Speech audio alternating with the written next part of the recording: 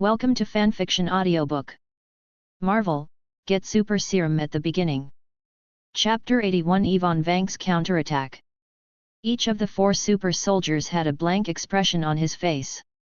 His eyes were as cold as those of a cold-blooded animal, and he was stared at by the four of them at the same time. Tony felt as if he was being stared at by four cobras, with slippery scales and rustling snake tongues. Thinking of this, Tony in the armor shuddered uncontrollably. "Don't look at me like that, your girlfriend or mother is not on my list of romantics." Bang! Bang! He was responded with two extremely dull punches. The four super soldiers, two by two, rushed towards Tony and Qin Xiao. Qin Xiao wanted to see how big the gap was between these super soldiers and himself. He used less than half of his strength to fight with the two super soldiers. Tony was just talking nonsense, and the two super soldiers took the lead to hit him, and he was beaten back several steps. At this moment, the thruster flames spurted out, and he was about to face the two super soldiers head-on. Qin Xiao shouted from the side. "Catch them first! Leave them to me!" When Tony heard Qin Xiao's words, the two arms of the armor shook, and he accelerated diagonally upwards in the air and rushed directly inside.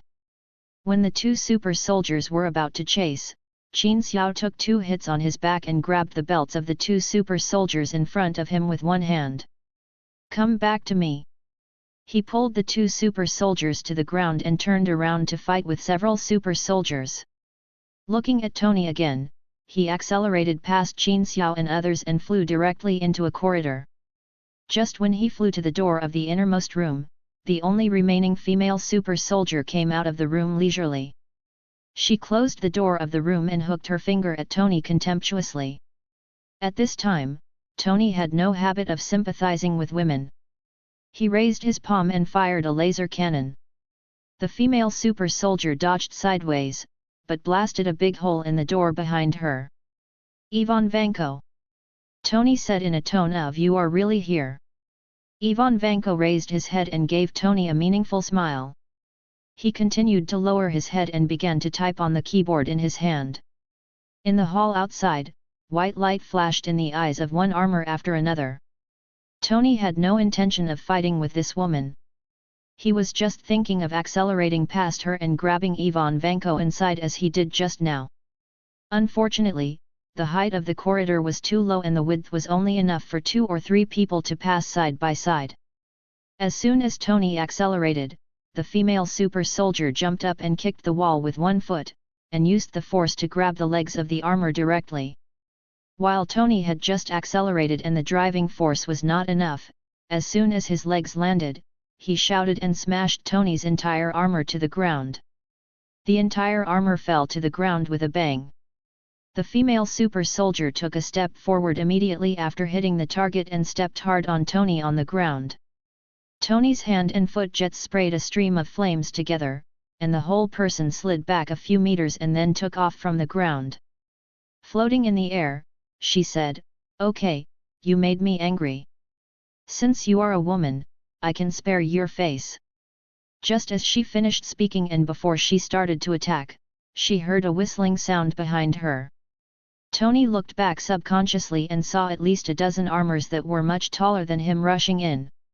Looking at Qin Xiao, after fighting for a while, he found that the strength and speed of these super soldiers were not as strong as he had imagined. They felt a little weaker than when he first started. I don't know if it was because of the serum absorption or because they were frozen in Siberia for too long, which caused them not to fully recover their strength. After being hit by a lot of punches and kicks, he almost understood the strength of these people. Qin Xiao was about to go all out and solve the battle at full speed. Suddenly, he heard several sounds of Gatling gun barrels turning. Qin Xiao was quite familiar with this sound. He had played with this kind of gun when he was in Mexico. Whether shooting or stopping, there would be a moment when the sound of the barrel turning would be heard. The brain just reacted, and the body didn't have time to look back to see what happened.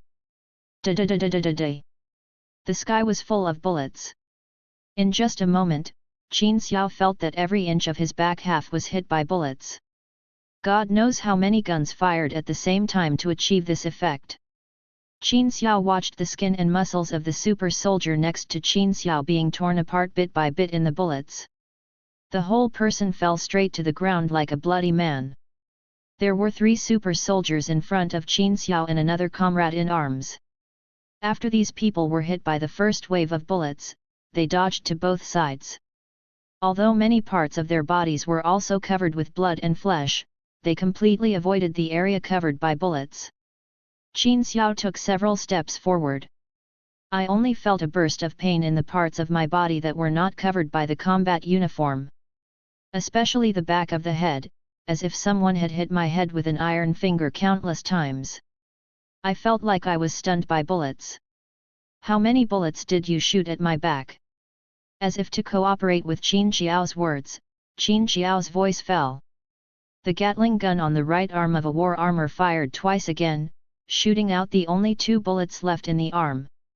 It hit Qin Xiao's back of the head steadily, and his head nodded forward twice like a chicken eating rice. Fortunately, the weapons in this group of war armors were all equipped with a small magazine, and they had not been modified to put a large number of bullets in.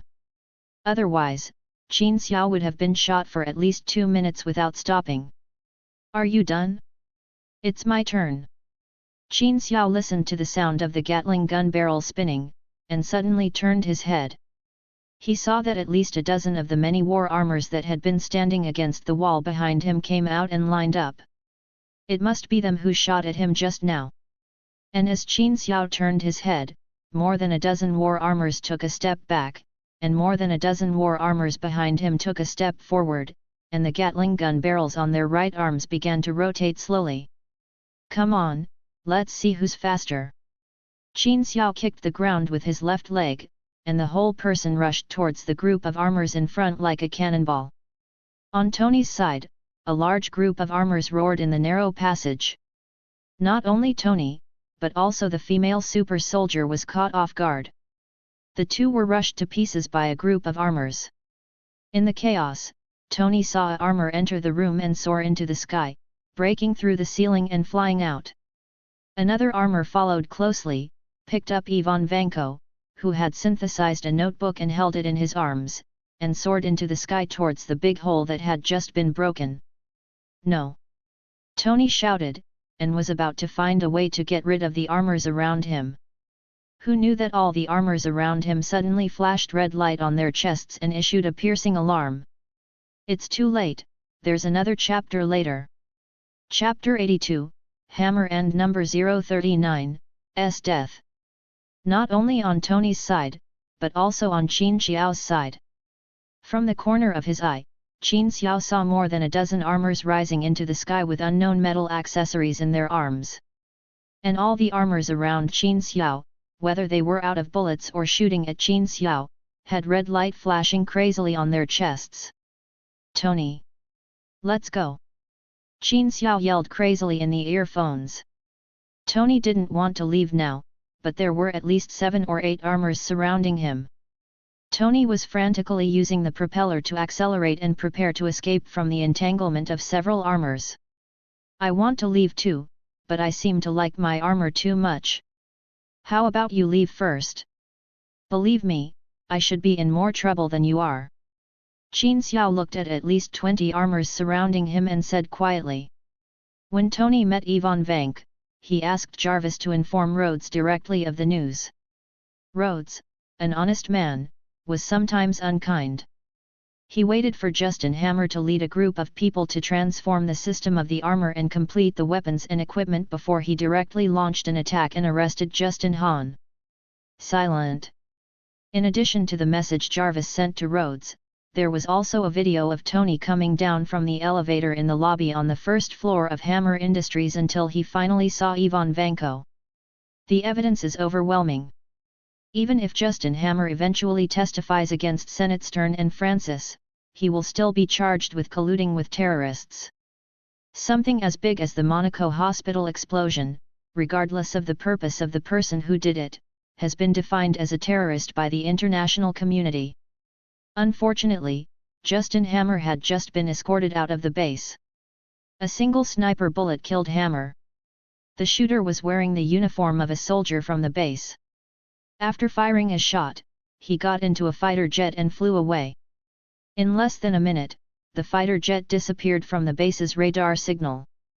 World Security Council, in Alexander Pierce's office. Senator Stern, who was talking arrogantly in front of Justin Hammer, stood tremblingly in front of Alexander Pierce's desk. Buzzing. The phone on the desk started vibrating.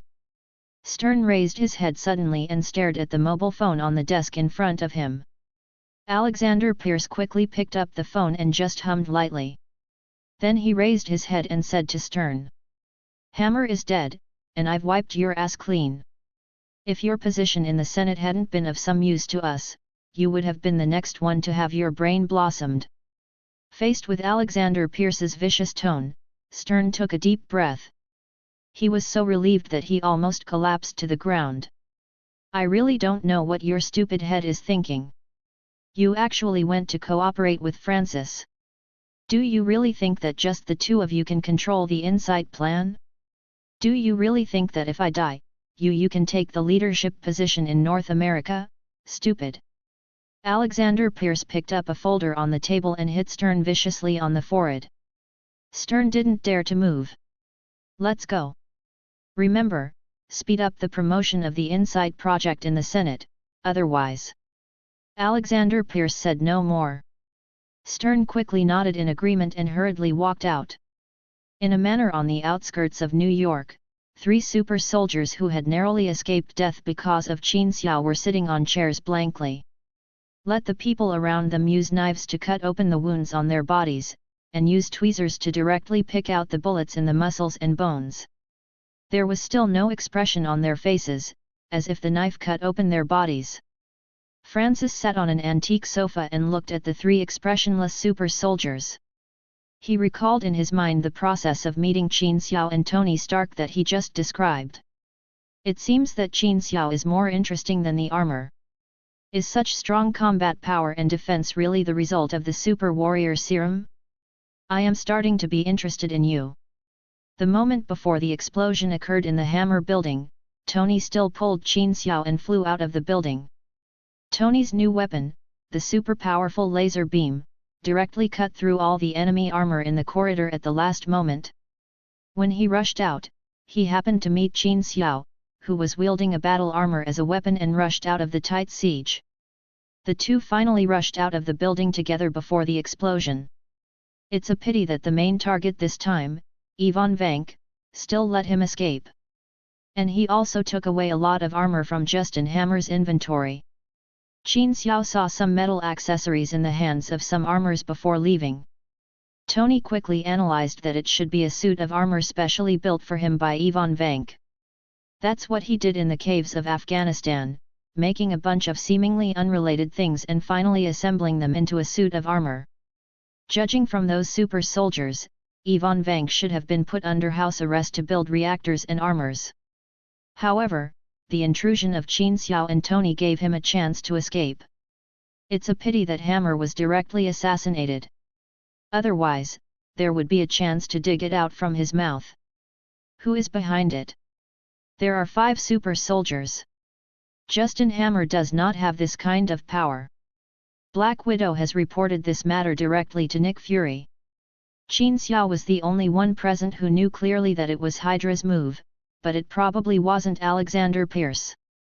You know, in the movie, Alexander Pierce has always been in a very tolerant state. With Dr. Zola's Insight plan, he will not risk letting others discover him at this time. On the contrary, the killing of Hammer in the end was very similar to what Pierce did. Only he had the strength to directly kill a person in the United States, or even in a military base, and leave safely. If Ivan Vank didn't know where he was hiding now and secretly built the armor, and there was Loki in the sky who kept watching Thor's every move, Qin Xiao might have gone to meet the former director of SHIELD right now. It seems that after these two things are over, it is time for Captain America to come out early and meet his old enemy Hydra together. It's no pity. Ivan Vank's target is me. He can't take so many armors and leave without anyone noticing. If he doesn't kill me, he won't do anything else. As long as I come forward, he will definitely come forward. I will contact Rhodes. The Stark Expo will provide them with a platform to show their military strength. The last chapter is a bit late. Go to bed early today. The chapter will be a little later tomorrow morning. It's still the same 4 chapters.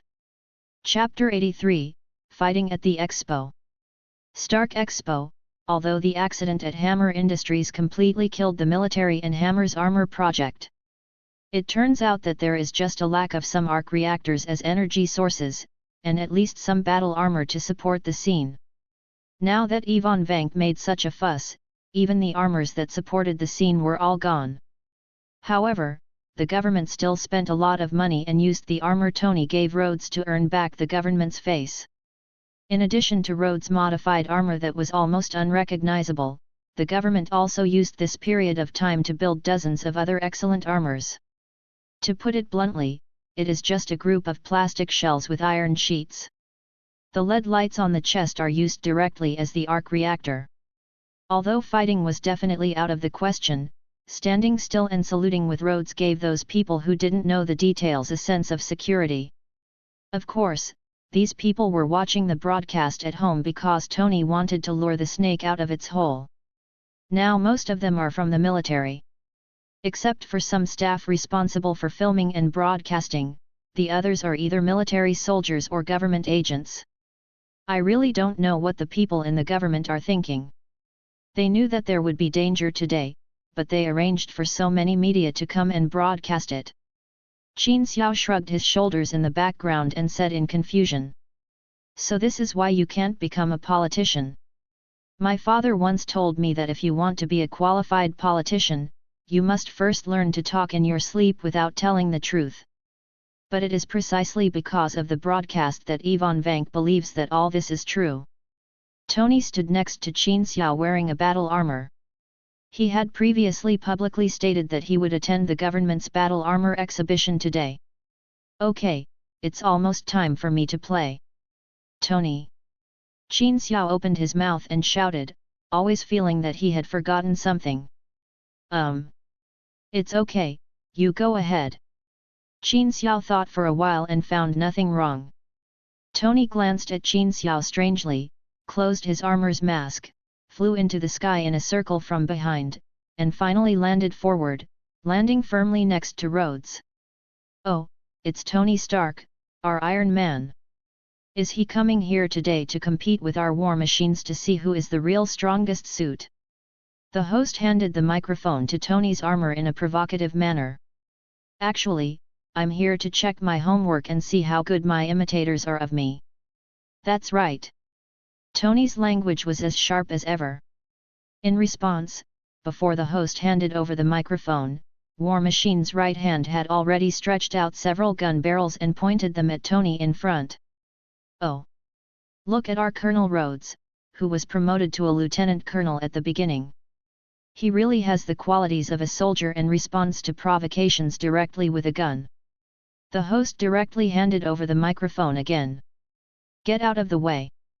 Rhodes' anxious voice came. What? The host thought he heard wrongly. I said get out of the way, it's not the armor I'm controlling, I'm being controlled by someone, Tony, I'm targeting you, damn, my armor is out of control. Rhodes shouted anxiously. At the same time, Qin Xiao slapped his head and finally remembered what he had forgotten. Rhodes' armor was also modified by Hammer. Not only the weapon system, but also the control system of the entire armor was the same as those armors controlled by Ivan Vank. Regardless of shocking the world, Qin Xiao shouted at Black Widow and a group of SHIELD agents. Evacuate, let everyone evacuate, Rhodes' armor is controlled by Ivan Vank. Tony. The Rhodes' armor is under control, take him out of this place quickly. When Qin Xiao's voice sounded in Tony's headphones, the rattling sound of machine guns could be heard outside. You should have thought of it earlier, now everyone knows. The sound of dang, dang, dang, dang sounded from Tony's body, and he had obviously blocked a lot of bullets with his armor. Although they are all well-trained soldiers and agents, in front of the armor, they are no different from ordinary people. But when evacuating, everyone will be in an orderly manner and the speed will be much faster. Even so, most of the people present did not evacuate from the venue. After attracting a circle of firepower, Tony knew that this was not the way to go, so he quickly rose into the air against the bullet's target. Qin. I won't attack Rhodes directly. Find a way to destroy the damn reactor on Rhodes' chest. When Qin Xiao ran out, he was watching Tony taking off, and Rhodes' armor was raising his arms and shooting at Tony continuously. Just when Qin Xiao wanted to pass by, Rhodes' suit also activated its thrusters with all its strength and began to quickly pursue Tony. The weapon system on his body began to lock on Tony's armor with all its strength. There were already many cannon muzzles appearing behind him, and several micromissiles were aimed at Tony. If you want me to destroy his reactor, you'd better take a trip and come back, or find a way to turn me into Hawkeye. Qin Xiao said as he looked at the two tail flames that shot past quickly in mid-air. At the same time, in the distant sky, a group of battle armors trailing flames into the sky came through the sky. A group of armors followed Tony and Rhodes and flew towards them quickly. Damn it! How many armors did he take with him last time? Think of a way. Qin. A group of armors followed behind them, aiming at Tony and firing with reckless abandon. While dodging, he had to be careful not to take them to a place with people. The pressure suddenly increased. What the hell can I think of? First put a rocket launcher on my butt, or a hot air balloon. Qin Xiao stood on the ground and jumped. I should have gotten you something that could fly. Damn it, why didn't you warn me earlier?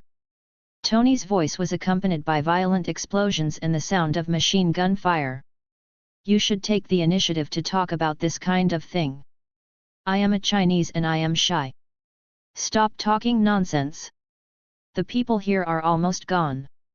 Bring them back and bring them to me. I will find a way to put down Rhodes first. Don't you have a disposable laser cutting line? Qin Xiao looked at the empty surroundings and shouted loudly. Coming! Tony in the air suddenly lifted straight up into the sky, and waited until all the armors were following his feet. He made a sharp turn and flew quickly towards the expo area. Is that accurate? I'm coming. Bring it on. Wait a minute, guys, should you ask my opinion? Rhodes' voice came from the earphones. Shut up. Traitor. Qin Xiao and Tony said in unison. Chapter 84, Strengthened Whiplock appears. After arriving at the expo, Tony suddenly descended from mid-air to flying more than 2 meters above the ground. Tony led a group of armors and flew straight towards Qin Xiao. The dense bullets behind him made Qin Xiao couldn't help but reach out to protect his head. This attack intensity made Qin Xiao unable to open his eyes. Waiting for Tony to roar past his head, he could only rely on his feeling to reach out and pull down an armor, and slap it hard towards the ground. Damn, that's wrong. Qin Xiao looked at the armor on the ground that still stretched out its arms and kept shooting at him. With a shake of his right hand, a tang knife was inserted directly into the arc reactor of the armor, and the armor immediately turned off. Can you spot it more accurately? I don't have a protective mask, let's do it again. The two of them were madly complaining at each other, while Tony stretched quickly, made a U-turn, and rushed towards Qin Xiao again. Qin Xiao did not disappoint Tony this time. Tony's armor just flew over his head. He jumped directly and knocked down Rhodes' armor. In order to prevent Rhodes' armor from being disobedient, Qin Xiao directly inserted a tang knife into Rhodes' reactor. With a click, the ordinary metal alloy on the outer layer of Rhodes was easily penetrated. But the gold titanium alloy inside firmly withstood the Tang Dao's edge.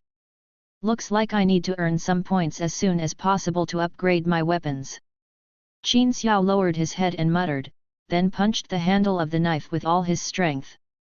Pfft! Tang Dao sank more than 10 centimeters into the body.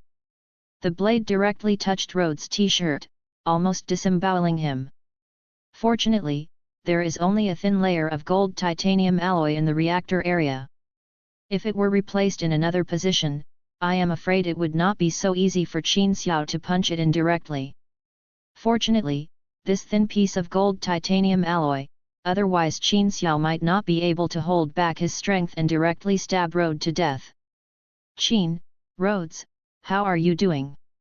Have you solved the problem?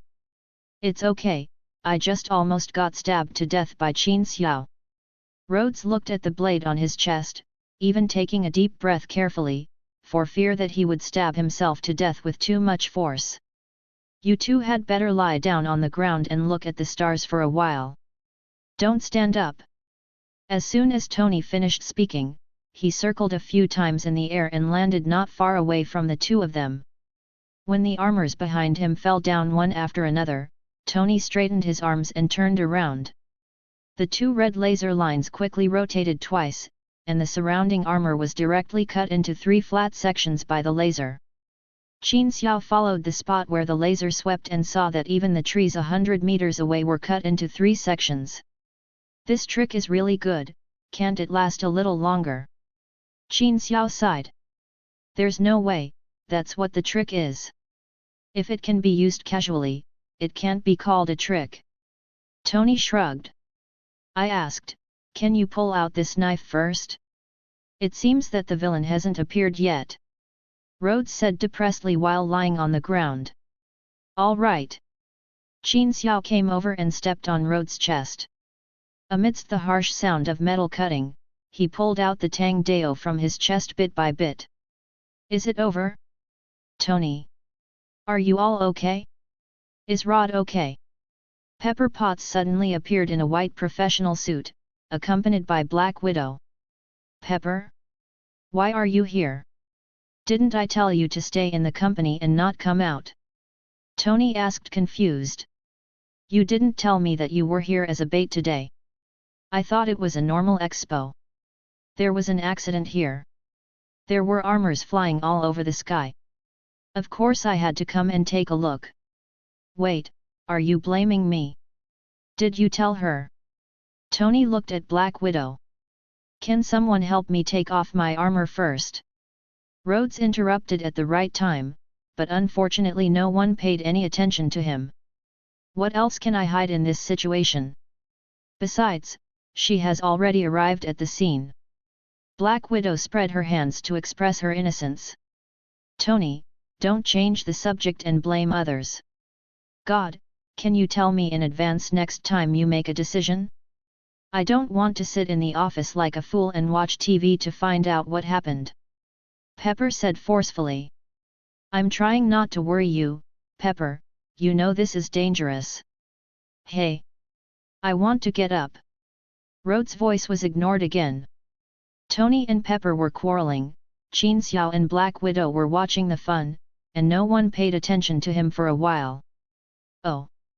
Your reason is really good. In order to prevent me from worrying, I ended up being so worried that I couldn't sit still in the office and ran straight here. So next time, what's the sound? An unusually sharp sound of breaking through the sky came from the sky. Ivan Vank is here, you first. Da-da-da. Before Tony could finish his words, the armor in midair was already aiming at the ground and firing. Qin Xiao stepped forward to protect the two people. You go first.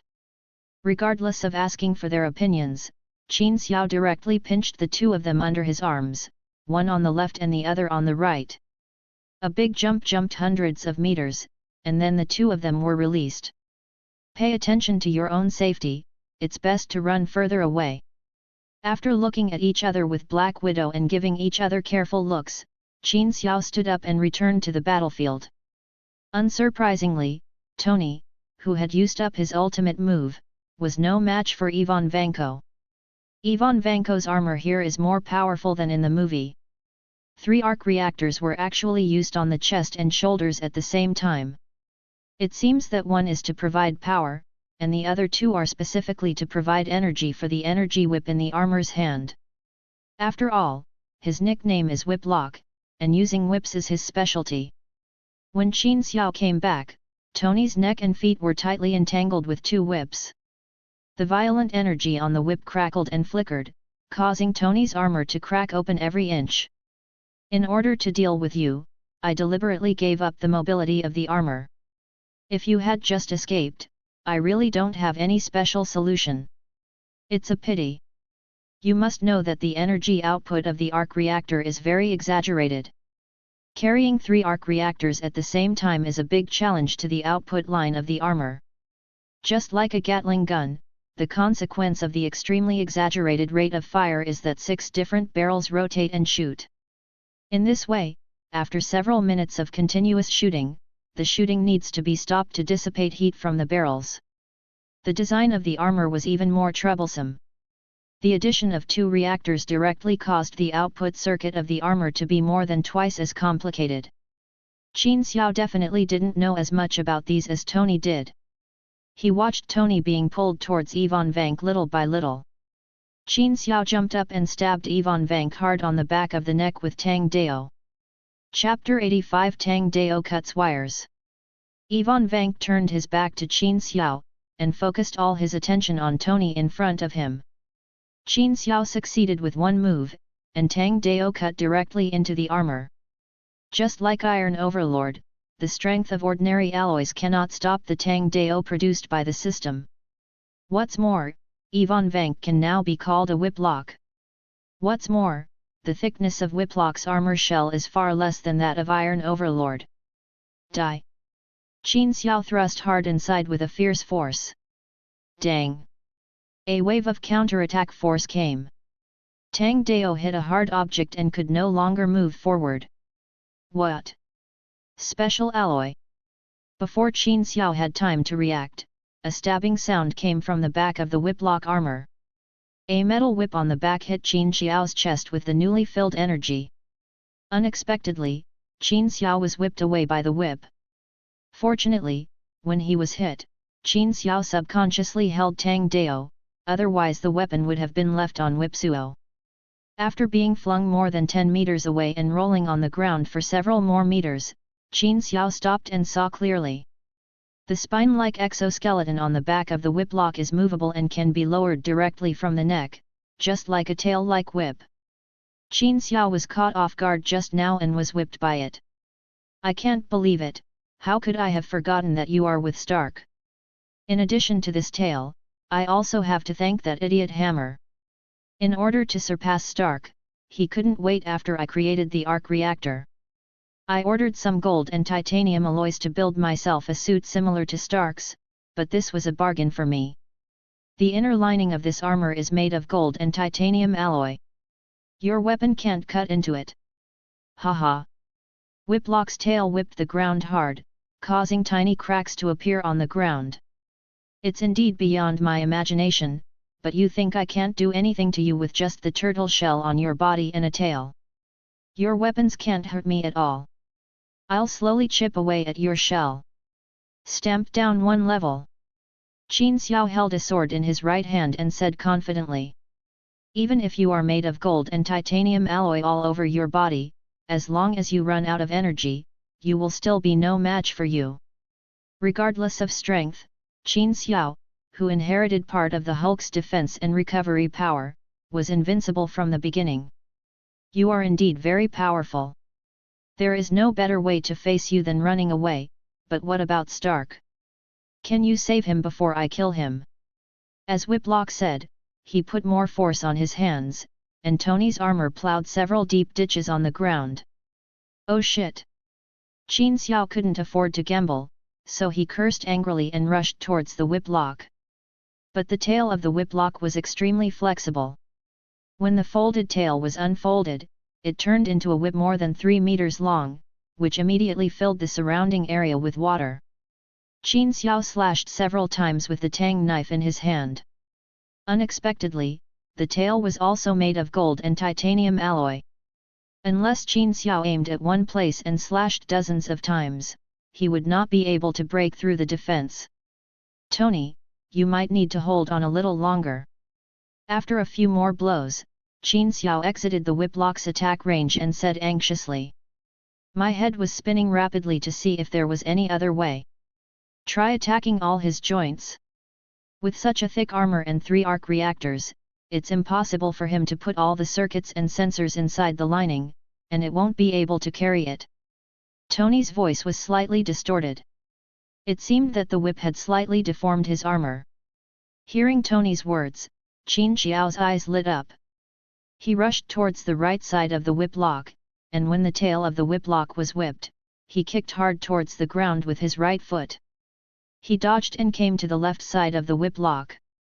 Unexpectedly, the tail of the whip lock reacted so quickly.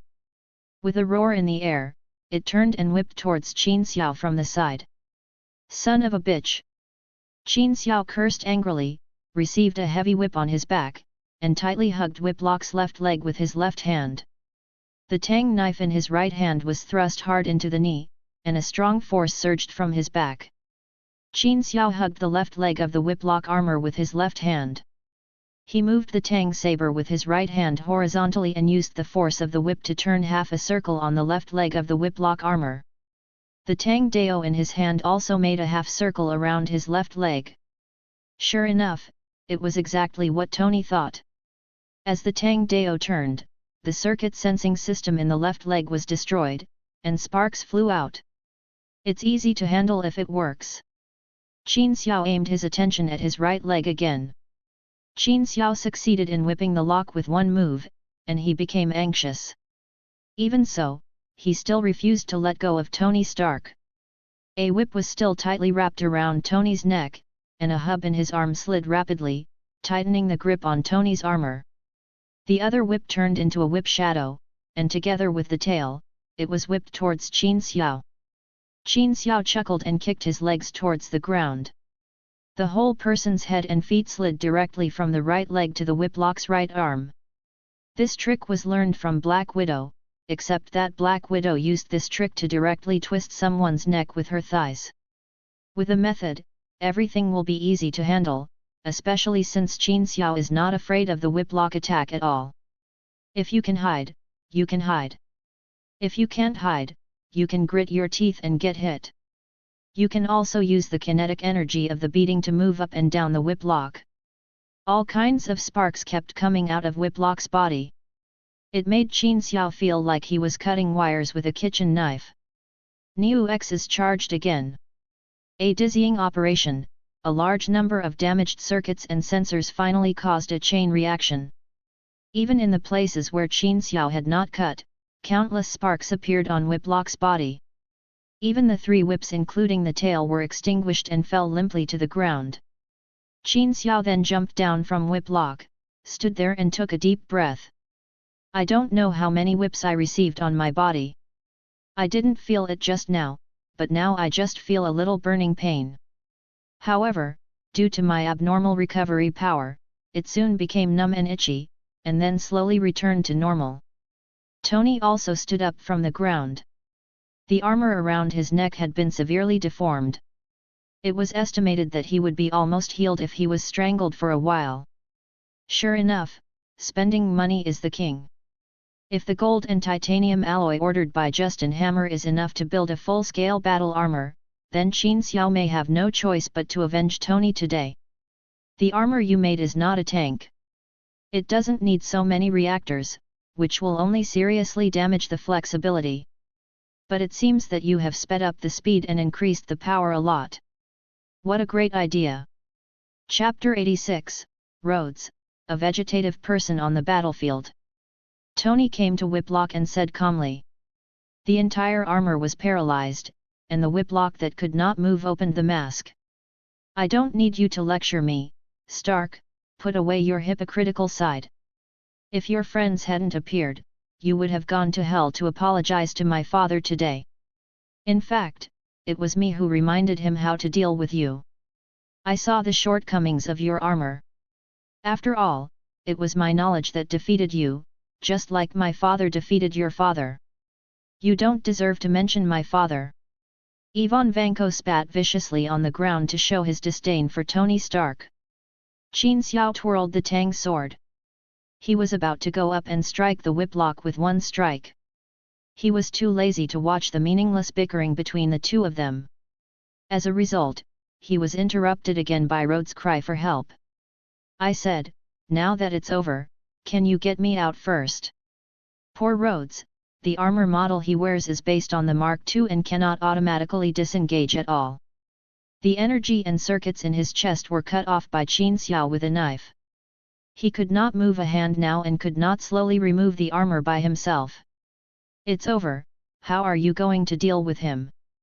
I think he should be handed over to me. Black Widow and Pepper appeared again at the right time, and Rhodes rolled his eyes while lying in the suit. Black Widow said this from the perspective of S.H.I.E.L.D. Of course, Qin Xiao and Tony would not let S.H.I.E.L.D. obtain the technology of the arc reactor, not to mention that Qin Xiao knew that the current shield should be called Snake Shield. Natasha, do you really think? Qin Xiao was interrupted mid-sentence with a loud laugh. Ha ha ha. No one can decide my fate. Just follow me to hell. With Whiplock's loud laughter, the reactors on all the surrounding armors on the ground were connected, including the 3 on Whiplock's body. As long as it was not destroyed, everything was flashing a dangerous red light. Although I describe it that way myself, it is indeed a bit unnecessary to have to turn on the red light before the explosion. Asshole! Damn it! Qin Xiao and Tony cursed angrily almost at the same time, and they rushed towards the 2 women standing next to them one after another.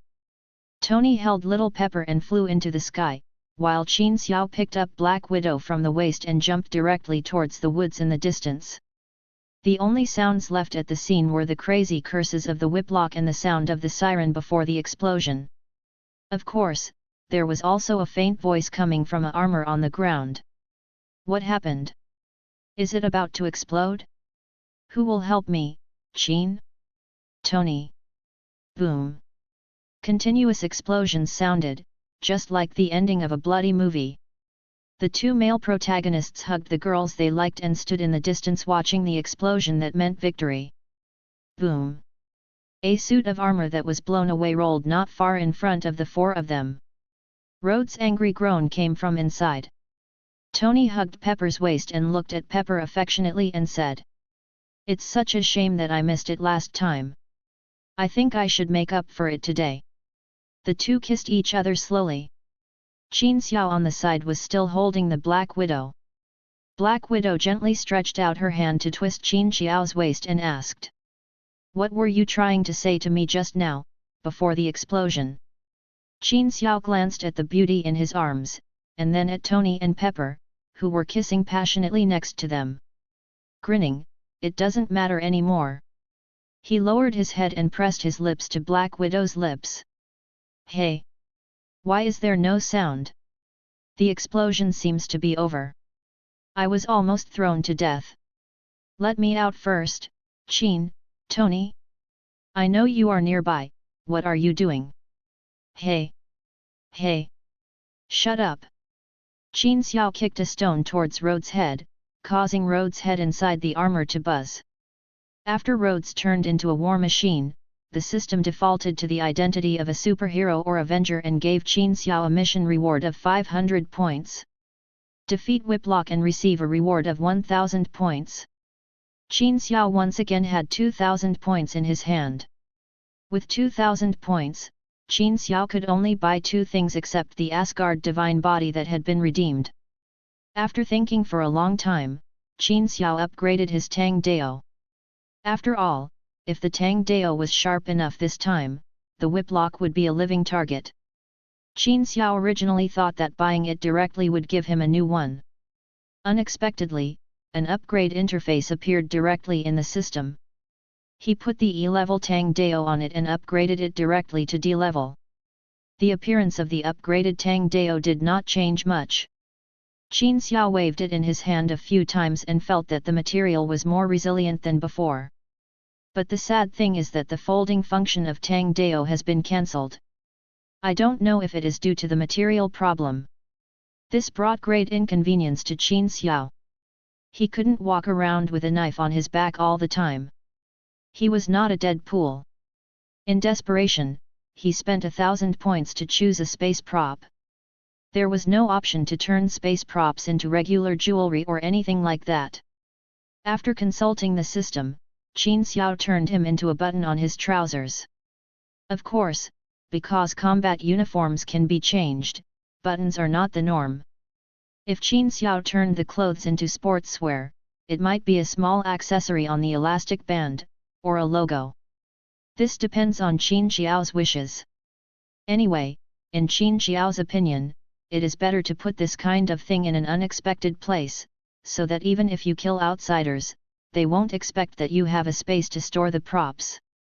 It can only be thought of as some magic effect, just like Doctor Strange and Loki.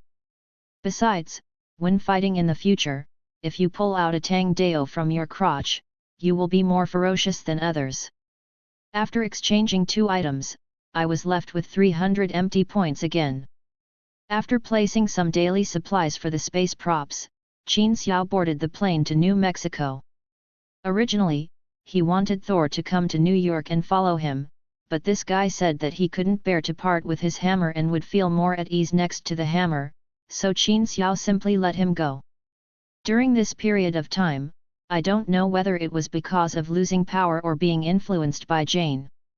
Not only does this silly guy like Thor seem to have really given up on his inner obsessions, but he has also made some decent plans for his life. I rented a house in a small town and actually found a job as a cook in a restaurant. The $100,000 that Qin Xiao gave him last time, except for spending a little at the beginning and buying a few small gifts for Jane, he actually didn't use it at all. During this period, he relied entirely on the money he earned from working to support himself. This actually made Qin Xiao feel deeply surprised. Looking at the silly guy who was busy working in the open kitchen of the restaurant for a while, he really lost that frizzy feeling on his body. Look at Jane next to her, staring at Thor without blinking. Qin Xiao suddenly felt for Odin that his children had no control over their parents when they grew up.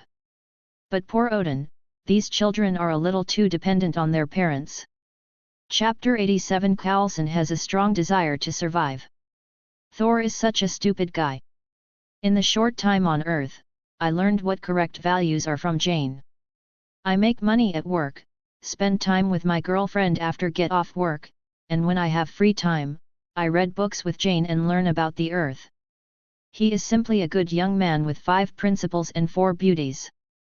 In the movie, he was able to calm down and accept life on Earth because he was tricked by Loki. He felt that he had killed his father, and his mother had ordered that he not be allowed to set foot in Asgard again. He was heartbroken. But now that Qin Xiao has told him the truth, he has truly calmed down and is no longer impatient and impulsive. These are 2 completely different concepts. In contrast, living in Asgard for more than 1,500 years was like living like a dog. Odin's family education is really. I guess he himself can't stand it anymore, so he makes a so-called Odin sleep, out of sight, out of mind, and let you guys take your time. He managed to escape, but Loki took the position of acting king, and Thor's friends since childhood could not sit still. Fandral, Volstagg, and Hogun, these 3 guys known as the 3 warriors of Asgard, plus the nominal fiancé of Thor, the god of thunder, Sif, the goddess of land and harvest. The 4 came to the Rainbow Bridge Temple and found Heimdall. After telling what he thought was a clever lie, Heimdall left the guardian sword on the controller of the Bifrost and walked out. After letting a few people go to find Thor on Earth, Heimdall stood on the Rainbow Bridge and sighed. For him, this is nothing more than playing house with a child. What should I say about the affairs of King Odin's family? It's terrible. I have to put on a play with Loki for a while. It is said that it is difficult for an upright official to deal with household affairs, let alone Odin. Even the god Queen Frigga, the mother of Thor, is known as the wisest person in Asgard. When it comes to matters at home, he chooses to turn a deaf ear to what is happening outside the window and hides directly in the name of taking care of Odin. So Loki sat in the king's seat and acted mischievously. Even when Loki went to collude with the frost giants, Heimdall turned a blind eye. Fortunately, Loki was trying to lure the snake out of its hole and kill all the frost giants to prove to Odin that he was the best candidate to be the next king. But having said that, if Loki hadn't directly killed the leader of the frost giants with the eternal spear, would the father of the gods, who was lying on the bed claiming to be in Odin's sleep, really be easily killed? Qin Xiao in his previous life couldn't help but shudder every time he thought of this. The two children caused a stir in the 9 kingdoms, but in the end the two children opened their hearts to each other and cooperated sincerely.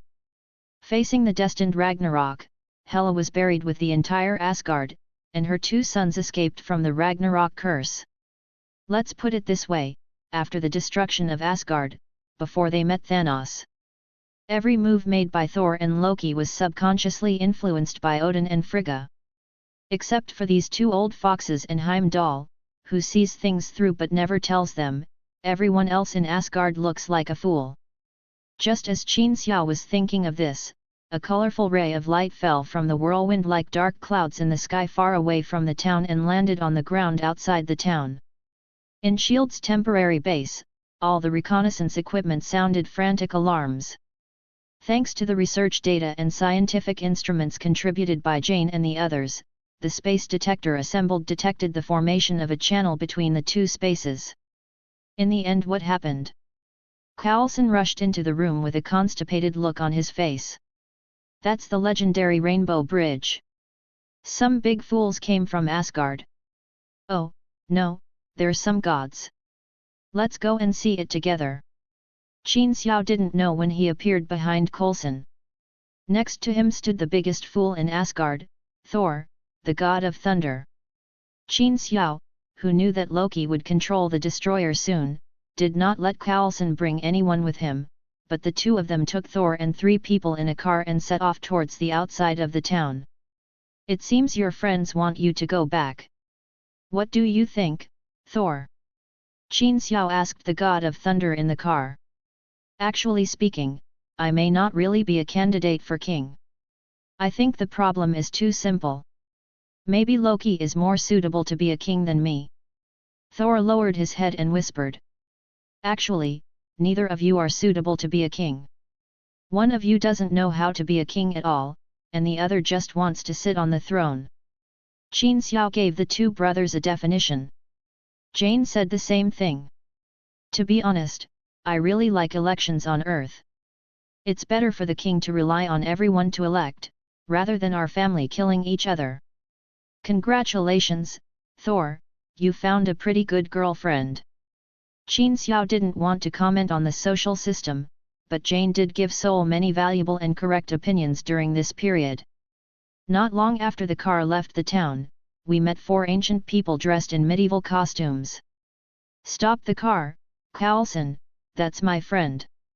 Thor was quite happy to see the Asgard trio and Sif. Before the car even stopped, I jumped out and gave a few people a big hug. Are you sure these are gods from Asgard? They look more like warrior Princess Xena, Robin Hood. And Jackie Chan, that fat guy looks like a barrel from League of Legends, except he's holding an axe. Don't ask me if Marvel has LOL, Jackie Chan has it, LOL can also have it. Coulson pointed at a few people outside the car with a weird look on his face. Although I strongly disagree with you comparing Jackie Chan to that fool outside, it is undeniable that if anyone tells me that God is like this, I will give him a slap in the face. By the way, when will your hair be treated? I know a very good hair remover. As Qin Xiao spoke, he suddenly remembered the bet between himself and Coulson. I'm sorry, Qin, I shouldn't compare the big star of China with that idiot outside. I just slipped my tongue.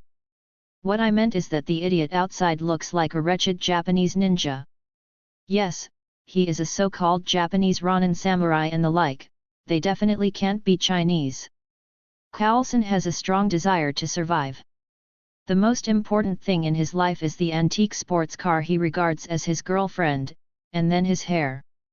The Captain America card comes third. Qin Xiao sneered and looked at Coulson's hairline without saying anything. All right. Coulson sighed. I have 2 cello performance tickets, which I paid a lot of money to get from scalpers. On the 15th of next month, Agent Romanoff happens to have no mission that day. She is very interested in these things. Make a deal. Qin Xiao stretched out his right hand. Let's go. Get out of the car and listen to what these idiots can talk about. Chapter 88 God? Who gave you the courage? The great father of the gods has fallen into a deep sleep, and the evil Loki has usurped the throne of king. The people of Asgard are in dire straits. They must go back to defeat the evil Loki and give Asgard a bright future, and so on. This is what Qin Xiao and Coulson heard the four people from Asgard say after they got off the car. Cliché justice versus. Qin Xiao yawned. You actually listened so seriously? Coulson. Qin Xiao couldn't help but said to Coulson, who was listening with interest. What a wonderful story. The evil brother who has taken over the king's position is waiting for the prince brother to go back and defeat him. You haven't heard this kind of fairy tale when you were a child. My mother often told me this kind of story. I still remember watching it. The first children's picture book, the story of Simba the Lion King, was similar to this, but with the king's younger brother and son. Qin Xiao couldn't help but rolled his eyes, thinking that you were listening to it as a fairy tale for a long time. Everyone, I understand what you mean, but my father said that I can't go back until I learn how to be a real king, and if Asgard really becomes that bad, my mother will step in. Now it seems, maybe it's not that bad, is it? Thor said the wisest words in more than 1,500 years. That's right, if it's true what they said, Frigga is really just a decoration behind her. If nothing else, she could directly order Heimdall to pick up Thor from the earth, so there was no need for the four of them to sneak down. The queen is busy taking care of the sleeping Odin. You must go back immediately, otherwise the 9 kingdoms will usher in war and disaster. We must save everything. Volstagg, the most fiery-tempered among the 3 warriors of Asgard, said with a righteous look on his face and foam flying from the corners of his mouth. When he got excited, he picked up his axe and struck the void a few times. Pfft! Qin Xiao couldn't help laughing. Swish, swish, swish. Several pairs of eyes looked at Qin Xiao and Coulson. Coulson silently took a step back. Several eyes were fixed on Qin Xiao. Sorry. Everyone. I didn't mean to interrupt your chat, it was just what you said just now. Defeat the evil Loki and save everything in the 9 kingdoms. We represent justice. Qin Xiao held his throat and stood on tiptoes, screaming, imitating their impassioned look. Yes. That's what you said. It's so funny. It seems like if I leave you, the 9 kingdoms will perish in the next moment. Although these Asgardians didn't know what Qin Xiao said was funny, they could still distinguish the contemptuous expression and mocking eyes on Qin Xiao's face. Volstagg took a big step and came to Qin Xiao. His tall figure of nearly 2 meters looked down at Qin Xiao. The long beard braided on his chin twitched as he spoke. Are you laughing at us? Mortals, laugh at us Asgardian gods. Do you believe that I will use my axe? Hey! Volstagg, stop, this is my friend, my teacher, he taught me a lot when I was on Earth. The god of thunder rushed between the two of them. He understood very well how his group of friends viewed the Earth, a land of mortals, a barren land, and the unique aloofness of Asgardians. This was how he looked when he first arrived. Then you'd better teach him to shut up. If you stupid mortal dares to laugh at our Asgardian gods again, I will educate you with an axe. Volstagg saw the god of thunder blocking him, glanced at Qin Xiao contemptuously, and threatened Qin Xiao with a loud clang of his axe. As soon as he said these words, Thor knew he was going to be evil. When he had been with Qin Xiao for a while, he had never seen Qin Xiao suffer verbally. Sure enough, just as Volstagg was about to turn around, Qin Xiao spoke. Ha ha ha! I seem to have laughed at him again, Coulson. I have laughed at a god. What should I do, kowtow to apologize? Thor, what kind of god is your friend? The god of wild boars? Or the god of rice pails? What did you say? Volstagg took an angry step forward, but was hugged tightly by Thor. He kept blinking at Qin Xiao, signaling Qin Xiao to stop talking. Qin Xiao didn't even look at the god of thunder, but pointed at Volstag's nose and said, "You are the only ones talking about saving the 9 kingdoms. Which kingdom needs you to save? Who can you defeat? The frost giant La Fei? Or the fire lord Sir Tuer, or the sleeping dark elves? No. No. No. None of you can beat me." Qin Xiao stretched out a finger and shook it gently, and glanced at Volstagg up and down disdainfully. "You can only bully some malnourished children. I really don't know where you got the confidence to save the 9 kingdoms. Is it your scruffy beard or your fat butt that gives you the courage? Ah! I'll kill you!" The angry Volstagg pushed away the thunder god in front of him, and rushed towards Qin Xiao like a wild boar with his axe raised. "Look, I'll just say he is the boar god. What do you think? Coulson! Coulson!" Qin Xiao called Coulson, but found no response. He looked back and saw that the guy had run back to the car and was far away from him. "Damn it! Coulson, you've learned bad things." Qin Xiao complained to Coulson, turned around and dodged Volstagg's axe. While Volstagg was hitting the ground with his axe, he stepped on the back of Volstagg's axe with his right hand and grabbed Volstagg's beard and pulled it hard. He jumped up with the force, and his right knee hit Volstagg's chin with a thunderous force. Bang! A dull collision sounded, and Volstagg flew in response. The huge figure flew 20 or 30 meters backwards before it hit the ground heavily, stirring up a large pile of sand and dust. "Poor wild boar god, I haven't used any strength yet, why did you fly out? Hey, is your sexy ass okay?" Qin Xiao stretched out his right hand to make a canopy on his forehead, and said loudly to the distance. Clang! Clang! Clang! When Sif and the other 2 Asgardian warriors saw their companions being beaten, they all drew their weapons and glared at Qin Xiao. "Hey! Great gods, are you ready to attack a mortal like me?" Qin Xiao stretched out his left index finger and hooked it lightly at the 3 of them in an extremely obscene way. "Come on! Let's go together!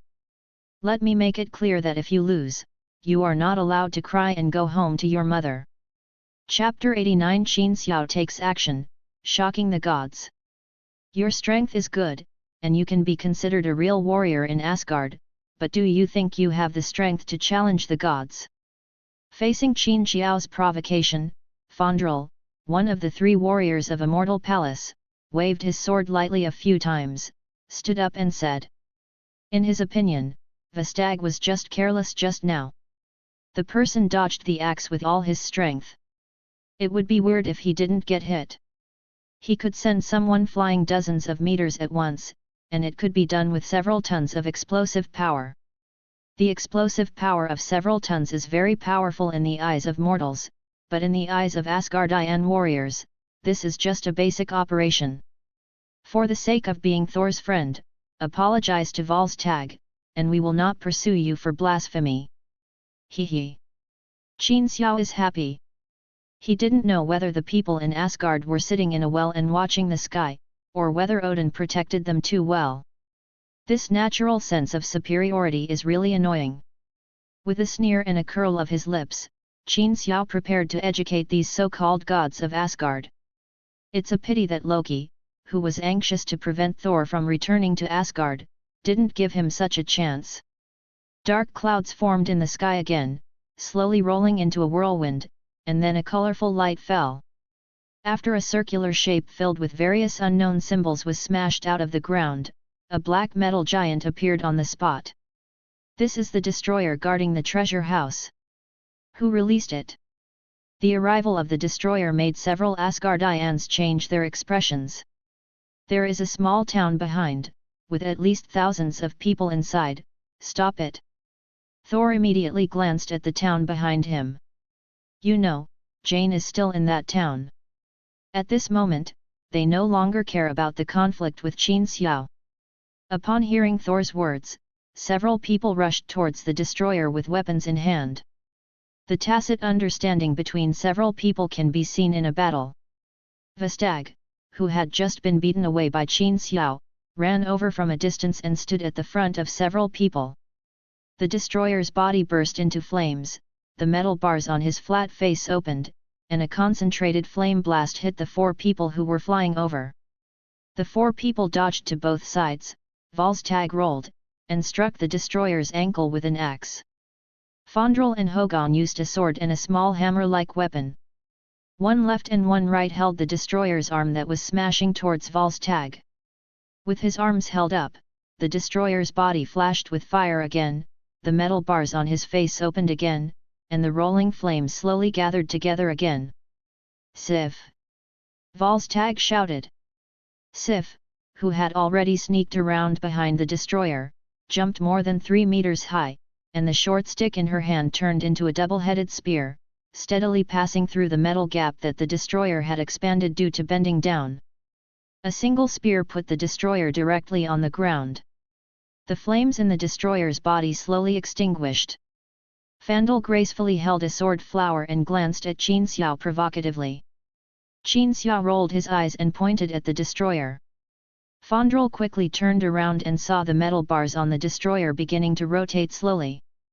Driven by the metal bars, the entire body turned around, changing from bending over to leaning back. The flames in his body burst out violently again. Sif! This time Thor shouted, causing Sif to jump off the destroyer in time. The destroyer turned around, flames burst out from his body again, and he thrust his body forward. As it stood up again, the spear nailed to the ground slowly retreated from its body bit by bit. Turning around, a ray of fire shot out from his face. The difference from before was that this time it didn't stop after a single bombardment, but kept firing, chasing the 4 people and starting to attack as the body and head turned. Fortunately, the movements of this huge destroyer were not very flexible, otherwise just this move would have been enough to make 4 proud gods fall directly. It was impossible for 4 people to keep being beaten and chase the other 3 while the flames were burning. Volstagg, who was the most powerful, jumped up high and aimed an axe at the destroyer's chest. It's a pity that the destroyer's fighting consciousness is much better than before. Before Volstagg's axe could be fully swung, the destroyer's huge arm swept over like a pillar. Volstagg's proud strength was nothing in front of the destroyer, and he flew dozens of meters away again despite a hard fight. The destroyer's body is composed of Uru metal and other precious metals collected by Odin. Qin Xiao's current physical strength was by no means comparable. In just a moment, Volstagg fell to the ground and spurted out a mouthful of blood. One move seriously injured. The remaining 3 people didn't fare well either. They dodged the fire attack but couldn't avoid the arms and solace that followed closely behind. All of them were swept away at once, and all of them were more or less injured. The destroyer still refused to give up. He selected Sif, who was closest to him, and walked towards Sif with a big step. Sif was kicked away by the destroyer just now. Although she blocked the blow with her shield, her physical strength was not as strong as the others. Her mobility was greatly reduced under the blow, and she was obviously unable to dodge. The situation of several other people was similar. Even if they could barely get up, they would not be able to rush over quickly to rescue them. Qin! The god of thunder shouted and looked at Qin Xiao with a pleading look on his face. Qin Xiao sighed, stamped his feet on the ground, and rushed towards the destroyer. To be honest, Sif had given up hope at this moment, and the destroyer had raised his fist high. Sif looked at the fist getting closer and closer to her and closed her eyes in despair. Boom! A dull voice sounded. Sif felt her vision go dark and opened her eyes in confusion. It's you!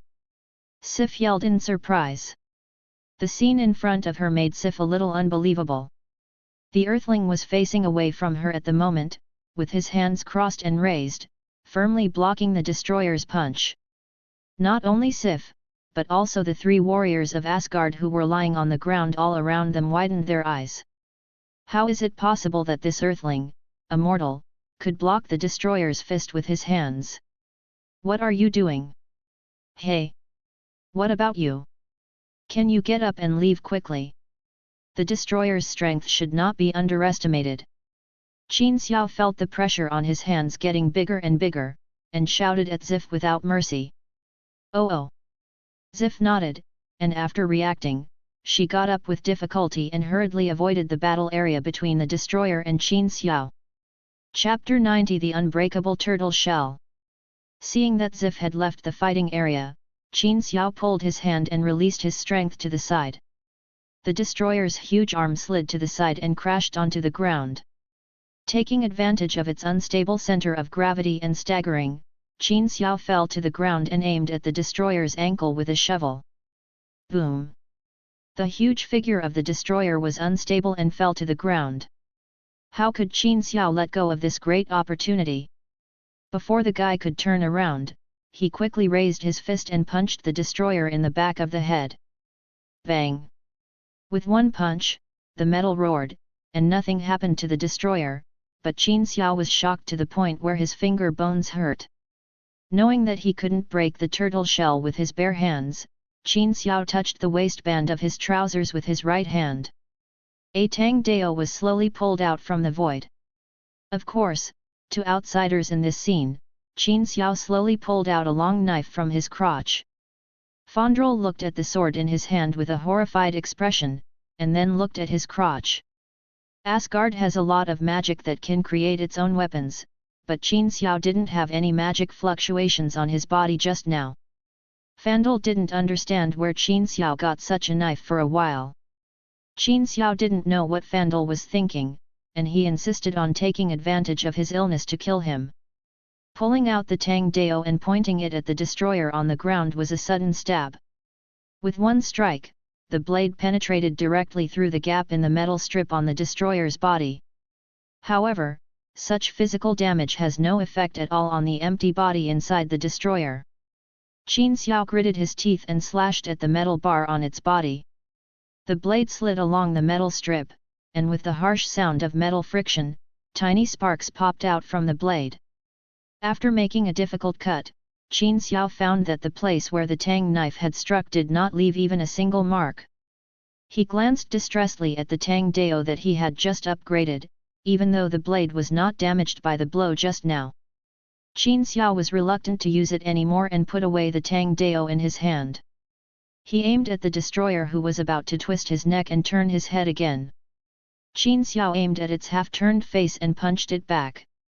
The fire that had just started in the destroyer's head was extinguished as he flipped over and landed on his face again. Click!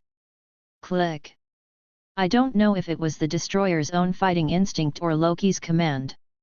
The destroyer on the ground was once again unconvinced and wanted to turn his head and shoot a flame energy beam at Qin Xiao.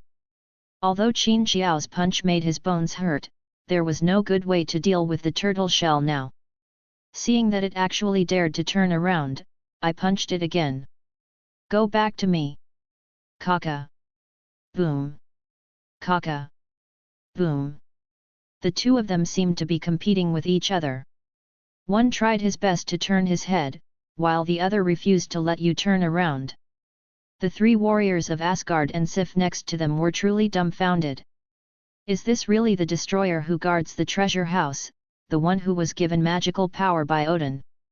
When Qin Xiao and the destroyer were duel, they had already stood up and helped each other to the thunder god's side.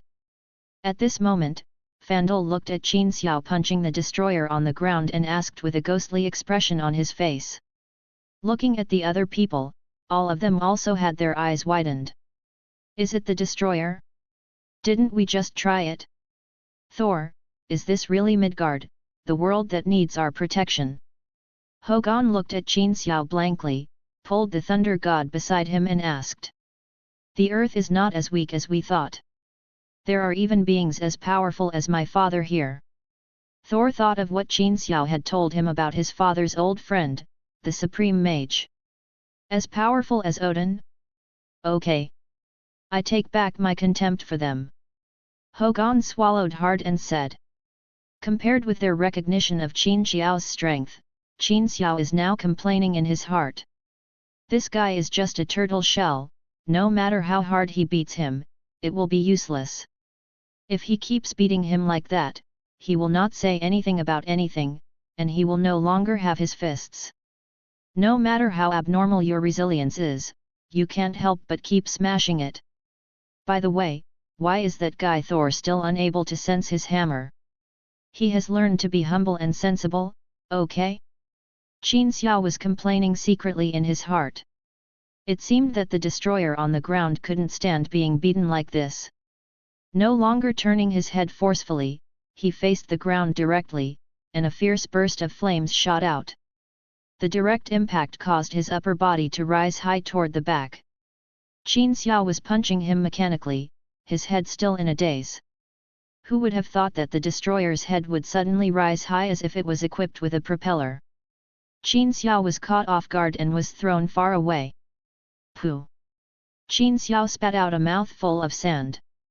I was preparing to go up last time and take advantage of my flexibility to fight for a while longer.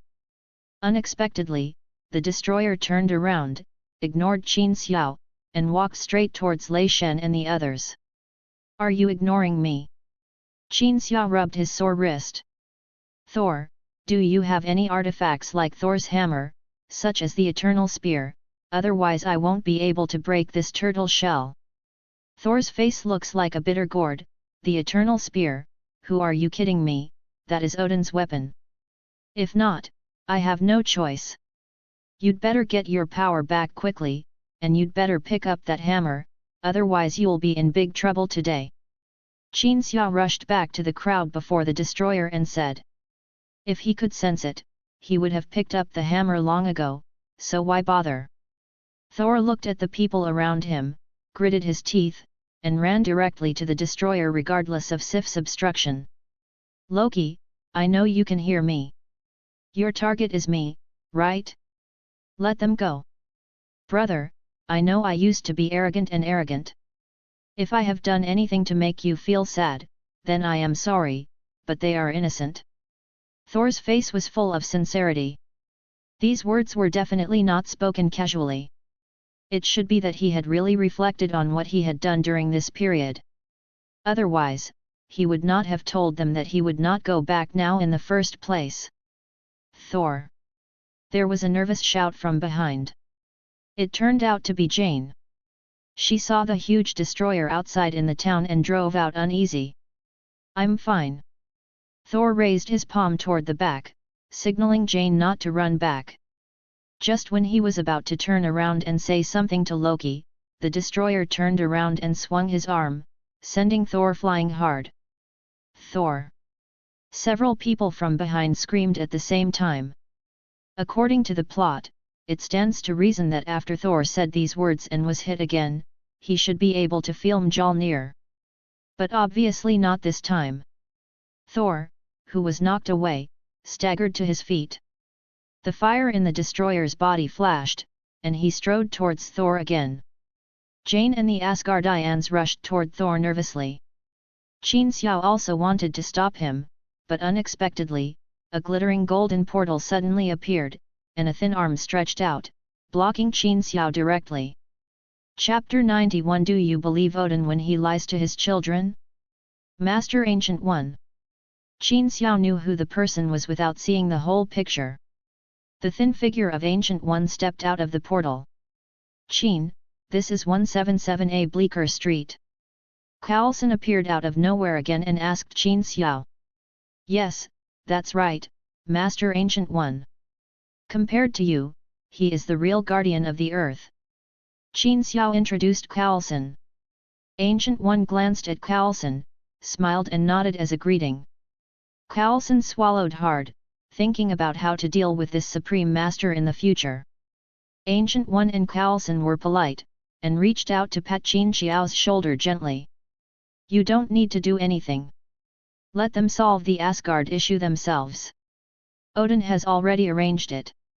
Qin Xiao was not surprised that Odin had arranged it. It was just that according to Odin, Thor's performance now was much better than in the original plot. Logically, he should be able to get his power back. Qin Xiao told Guyi his thoughts in a veiled way. If it's just for training, Thor is much better now than before, why can't he get his power back? According to what Thor described about Odin, Thor should be qualified to get the power of Thor now. Bullshit qualifications. Guyi laughed disdainfully. Do you believe what Odin said to deceive children? What qualifications or not, Odin is right to train Thor, but the key to getting the hammer and power back is not a transformation of character, but whether Thor is in danger of life. What? Qin Xiao did not expect this. What do you think? Even if Thor just fell to the earth, you just rushed up and beat him to death, do you think the hammer will come over automatically? Damn, old fox! Qin Xiao lowered his head and muttered. Guyi glanced at Qin Xiao. Do you think Odin conquered the universe with only his own fighting power? Do you really think that the ancient beings in the universe are as stupid as these rookies in front of you? But since you are here, as an elder, you have to pretend. Follow me. Ancient One called Qin Xiao, stretched out his hand and drew a line in the void, took a step, and came to Thor and others. Just at this moment, the destroyer had come, with flames on his head, and a beam of flame shot towards everyone. Ancient One stretched out a hand and quickly drew several circles in the void. A series of golden lights shot out, forming a huge magic shield with a diameter of about 2 meters in the air. Then Ancient One's white and tender little hand gently pushed the magic shield with dense spells. The magic shield immediately shot towards the destroyer. The powerful flame beam shot on the magic shield, like a baby hitting the fast-running Hulk, and the magic shield did not slow down even a little bit. Instead, he went upstream against the flame beam and hit the huge body of the destroyer directly. Then he led the destroyer back hundreds of meters before slowly dissipating in the air. Hiss! Everyone present, except Qin Xiao, took a breath of cold air. Fondrel said to Hogan, who was also stunned beside him. Who is this again? Why do I feel that we need the protection of the earth? Only Qin Xiao lowered his head and muttered. He is thousands of years old. I don't know how he maintains his hands. He looks like a little girl. Bang! Guyi stretched out his hand to Qin Xiao's head, then walked to the front of Thor with his hands behind his back. Odin and I have known each other for thousands of years. I know that you were exiled to the earth. If you want to get back your power of Thor, you must know what you are fighting for. The people here today are all people who need you to protect. We will not help you with that destroyer anymore. Think about how to protect the people around you. After saying that, regardless of their reactions, he pulled Qin Xiao back to the original place. That's not all. She also set a portal for the destroyer again, allowing it to come directly to a place less than 100 meters away from Thor and others. You are a bit unkind, aren't you? Why don't you just watch the fun, go over and make a move, say a few sarcastic words, and then pull the monster back? That's just idleness. Qin Xiao pouted and groaned. Guyi's white and tender little hand stretched out again, and hit Qin Xiao's head again. I don't know where he got so much strength. Qin Xiao's physical fitness actually jumped up in pain. He covered his head and yelled. Just talk if you want to talk, why do you always hit me? You deserve a beating. Guyi got a palace fan from somewhere, fanned himself a few times and said. I took action to let Odin know that I didn't just leave his son alone when he came to Earth. Otherwise, you have been his son's nanny for so long. As the next supreme sorcerer, I would have brought you to ask for more benefits. Qin Xiao covered his head with a face full of grievance. I have no interest in being the supreme sorcerer. Not only do I have to guard the temple, but I also have to be tortured to death by Dormammu thousands of times. I am sick. These words came out of his mouth. Qin Xiao always felt that there was some conspiracy about the matter of Ancient One asking him to inherit the Time Stone. So when Guyi brought it up again, Qin Xiao Shun started to complain. After saying that, I realized something was wrong. Looking at Guyi again, he was staring at himself with a smile on his face and said nothing. An expression that you really know. Ahem. Look over there, Soul is beaten again, look. Qin Xiao changed the topic dryly. Gu Yi didn't ask any more questions and looked towards Lei Shen and the others. Sure enough, after what Gu Yi said, Thor ignored the obstruction of his companions and ran directly to the destroyer. This time he didn't say any nonsense and opened his arms directly. Loki, if you have to kill me, do it now and let this end without involving them. Loki was probably frightened by Gu Yi's attack just now, and he controlled the destroyer to subconsciously glance at Gu Yi and Qin Xiao. Seeing that the two of them had no intention of taking action, he became cruel. A huge beam of flames sprayed towards the god of thunder. No! Thor! Several large and small exclamations rang out, and the flame beam hit the Thor directly without mercy. He pushed him dozens of meters away before dispersing. Looking at Thor again, his whole body was as burned as coke, and his clothes had turned into rags. His face was so dark that it was almost impossible to tell who he was. There is still a trace of white smoke coming out of the body. In this state, it is estimated that even the gods will not be able to save him. Chapter 92 Whose father are you? Thor. Just as Sif screamed in distress, she saw the mortal girl next to her rush out like an arrow. There were still glistening tears hanging from the corners of his eyes. Thor, Thor! No! Don't sleep, you said you would take me to Asgard to see the endless sea, Thor. The sadness in her tone made Sif, who had been with Thor day and night for more than 1,000 years, feel ashamed. He could only stop in frustration. Loki was quite pure when he was a bad guy, even though he left Thor half dead. But how could Loki be so relieved? He once again steered the destroyer towards the place where Thor fell to the ground. The huge metal feet stepped on the sand step by step, making a weird rustling sound. It's like the countdown to death. Jane heard the footsteps of the destroyer and looked up at the destroyer with hatred. Then he stood up suddenly and opened his arms to stand between Thor and the destroyer. He made a gesture of stepping over my body if he tried to touch him. In Qin Xiao's opinion, this is simply better than the you jump, I jump in Titanic. More touching. Alas! Foolish people are blessed. Qin Xiao sighed quietly and said. I'm envious, don't worry, you have more stupid blessings than him. Ancient One turned around and said with a smile. Hey, are you scolding me or praising me? Qin Xiao touched the back of his head and said. Gu Yi just smiled lightly and ignored Qin Xiao. Looking at Thor's side, Jian Yi stood in front of Thor without hesitation.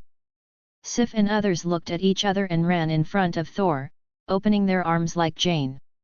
A bunch of stupid fools. Loki, who was remotely controlled from Asgard, looked at the picture sent back by the destroyer and said disdainfully. Out of caution, Loki once again asked the destroyer to turn his head and look at Gu Yi and Qin Xiao. When I saw them, they still looked like it had nothing to do with them. Only then did he control the flames in the destroyer's body, and he wanted to kill all the 5 people in front of him and the Thor behind him. Roiling flames gathered in the destroyer's body. Jane turned around and glanced at Thor, who was still lying on the ground not knowing whether he was alive or dead, and closed his eyes facing the destroyer. At this moment, the god of thunder's fingers on the ground twitched slightly. Just this small move caused turmoil in the world. Suddenly the sky was covered with dark clouds, and bolts of lightning appeared out of thin air. Each strike seemed to tear the entire sky apart. Looking at Thor's right hand again, a small whirlwind appeared out of thin air in his right hand, as if summoning something. In Shield's temporary camp, Mjolnir, which had not moved since it landed, began to tremble violently. Countless tiny lightning bolts appeared around the hammer, and the next moment, the hammer flew into the sky. It rose high into the air, attracted a huge bolt of lightning energy, and then shot through the air in the direction of the god of thunder.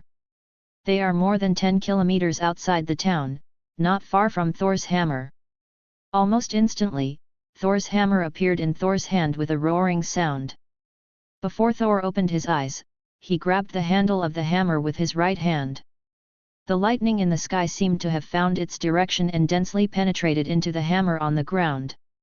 After being transformed by the hammer, Thor's power poured into Thor's almost roasted body. What is resurrection with full health on the spot? Qin Xiao finally saw it. I saw the stupid big guy like Thor suddenly opened his eyes like a zombie. Then the whole person floated in the air. The hammer in his hand pointed to the sky, and countless thunder and lightning struck down towards the hammer crazily.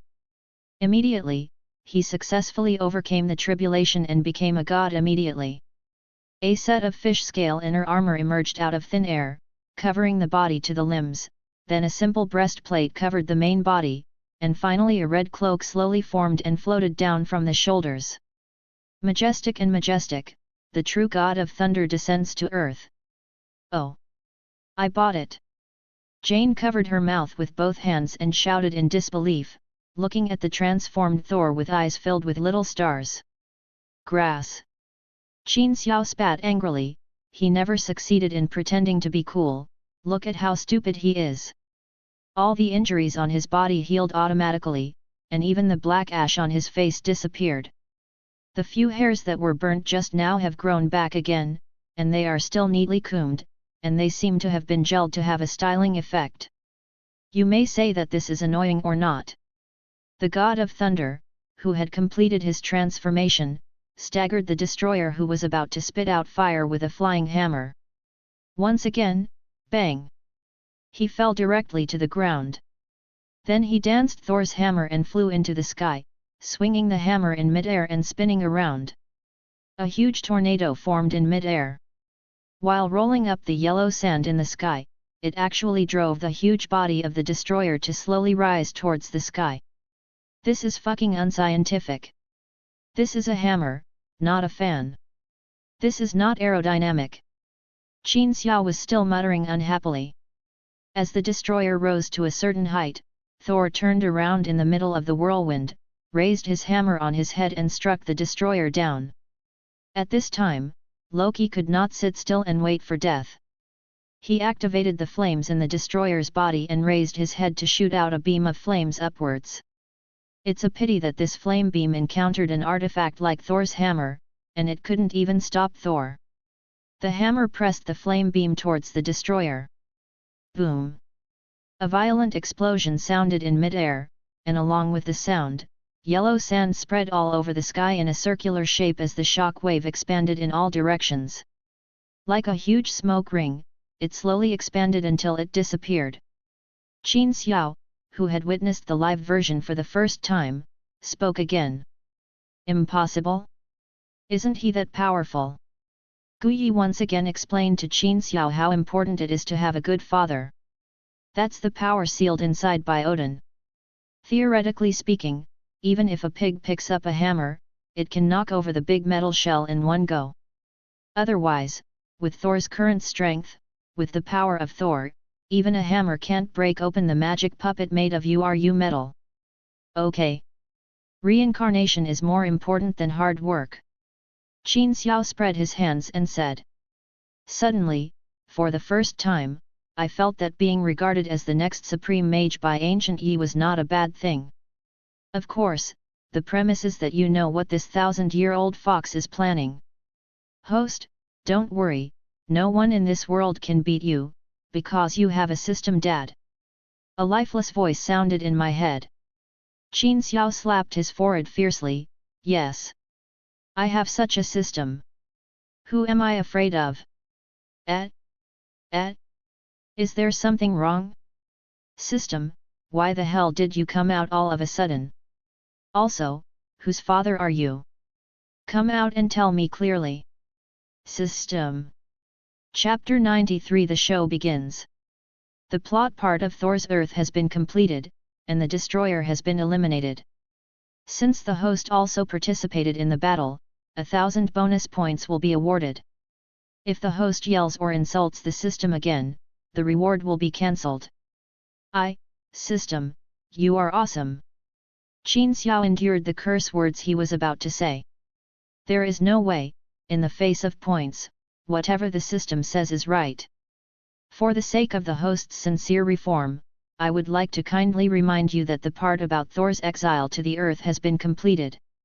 The host's reward, Odin's friendship, needs to be collected by the host in Asgard. All right. Qin Xiao replied silently, but actually what he was thinking was that you don't need to say it, Gu Yi has already come forward in person. He looked up at Thor again. After defeating the destroyer several times, he first had a passionate kiss with Jane. Completely ignoring that his fiancée is right next to him. This damn scumbag. Qin, thank you for your help during this time, and the Ancient One Supreme Mage. I heard the story of the Ancient Supreme Mage when I was a child. I thought it was just a legend. Thank you for your teaching. The God of Thunder bowed slightly to pay tribute to Gu Yi and Qin Xiao. If nothing else, at least during his time on Earth, he did learn to be humble. On behalf of Asgard, I will form an alliance with the Earth in the future to fight against the dangers in the universe and protect the safety of the 9 realms. Most of these words were said to Qin Xiao. He was not yet qualified to form an alliance with the Supreme Mage. Qin Xiao nodded slightly, the two of them understood each other tacitly. Now I have to go back to Asgard first. There are some things there that I have to go back and deal with. Jane, I promise you, I will definitely come back to you. After talking to Qin Xiaogu, Lei Shen once again spoke affectionately to Jian. As soon as they finished speaking, the two kissed each other again. Qin Xiao secretly glanced at Zif next to him, and indeed he looked embarrassed. Fondrel was better at discerning people's hearts. He took a look at Zif's face and said to the God of Thunder. Thor, we must go back immediately and teleport the destroyer to Earth. This is not a normal situation. There must be something wrong with Heimdall. One sentence reminded Thor. Although half of this sentence was to save Sif, half of it was indeed the truth. He repeatedly made a promise to Jane that he would come back after handling the matter. Thor led everyone in Asgard to the place where Sif and others landed. Standing on the mark made by the Rainbow Bridge, Thor raised his hammer and shouted towards the sky. Heimdall, take us back. Heimdall. He raised the hammer again. After calling twice, there was no response from the Rainbow Bridge.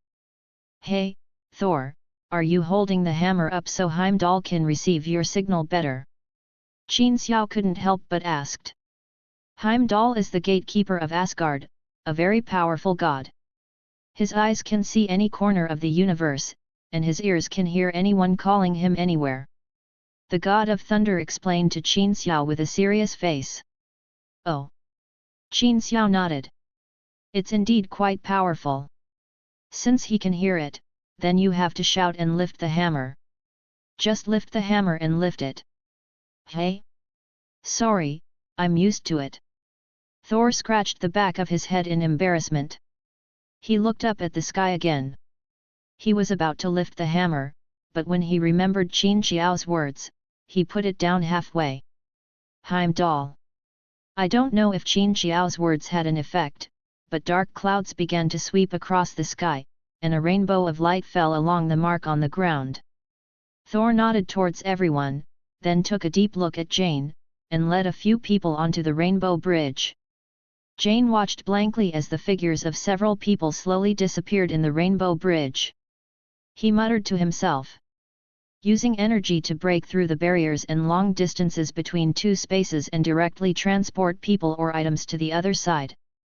This is the true power of God. Qin Xiao patted Jian's shoulder gently.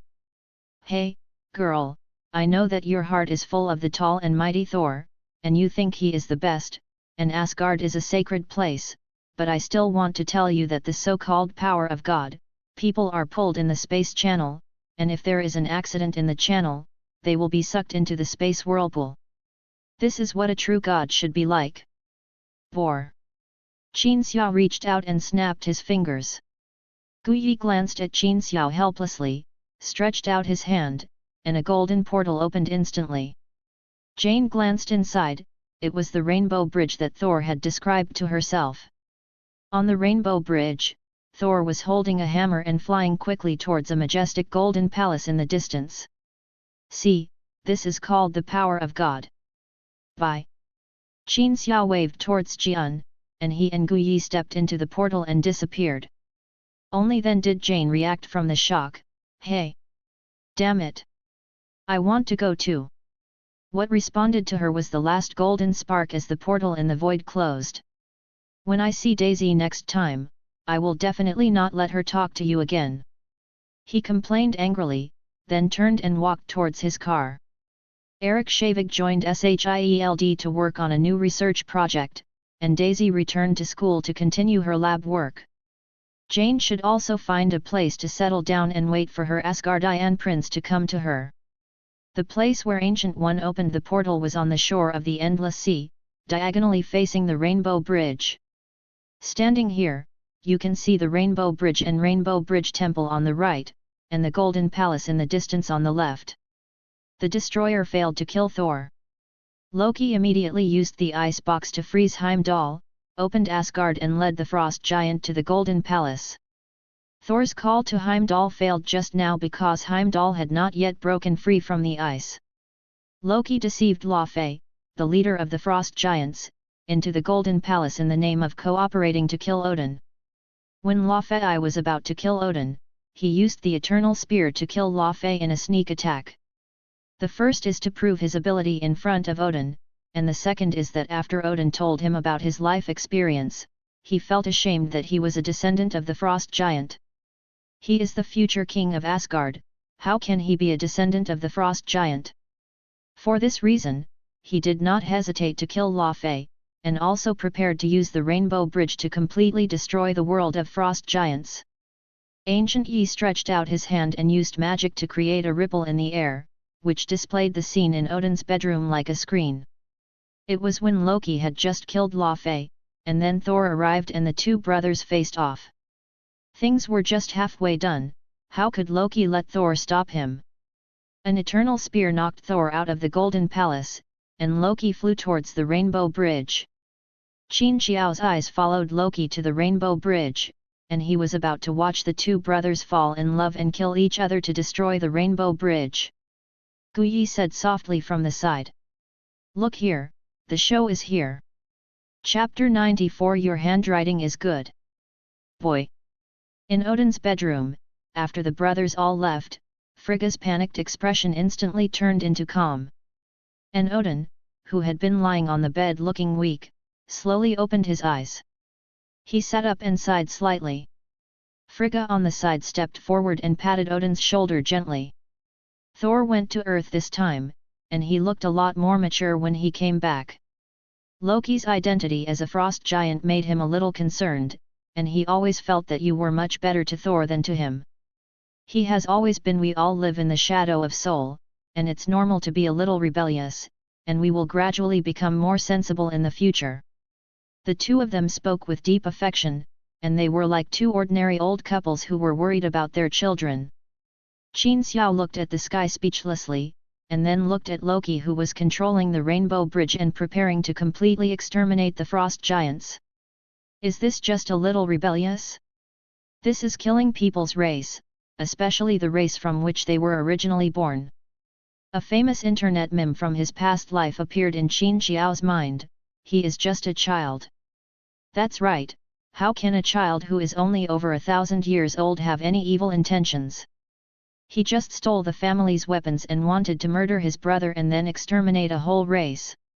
Gu Yi glanced at Qin Xiao's expression and knew what he was thinking. He glanced at Odin and his wife in the mirror with disdain and said, "The situation is too small. Loki's blood belongs to the royal family of frost giants. Odin doesn't have many years to live. If the frost giants are still there, how can Thor's throne be secure?" Facing Gu Yi's eyes that looked at you carefully, Qin Xiao really felt enlightened. In the past, he just thought that Odin knew all this and acquiesced in the two children's misbehavior. Now it seems that this is a big move played by an old fox. Deliberately snubbing Loki, Loki was so angry that in order to express himself, he killed Laufey with his own hands and even served the frost giant a pot. Even if Thor stopped them, the frost giants would only be able to survive from now on. The most important thing is that the frost giants hated Loki to the core. From the perspective of the heir to the throne, Loki permanently lost a reliable foreign aid, and turned this foreign aid into his own enemy, a life and death enemy. Let Thor go to Earth and form an alliance with Earth.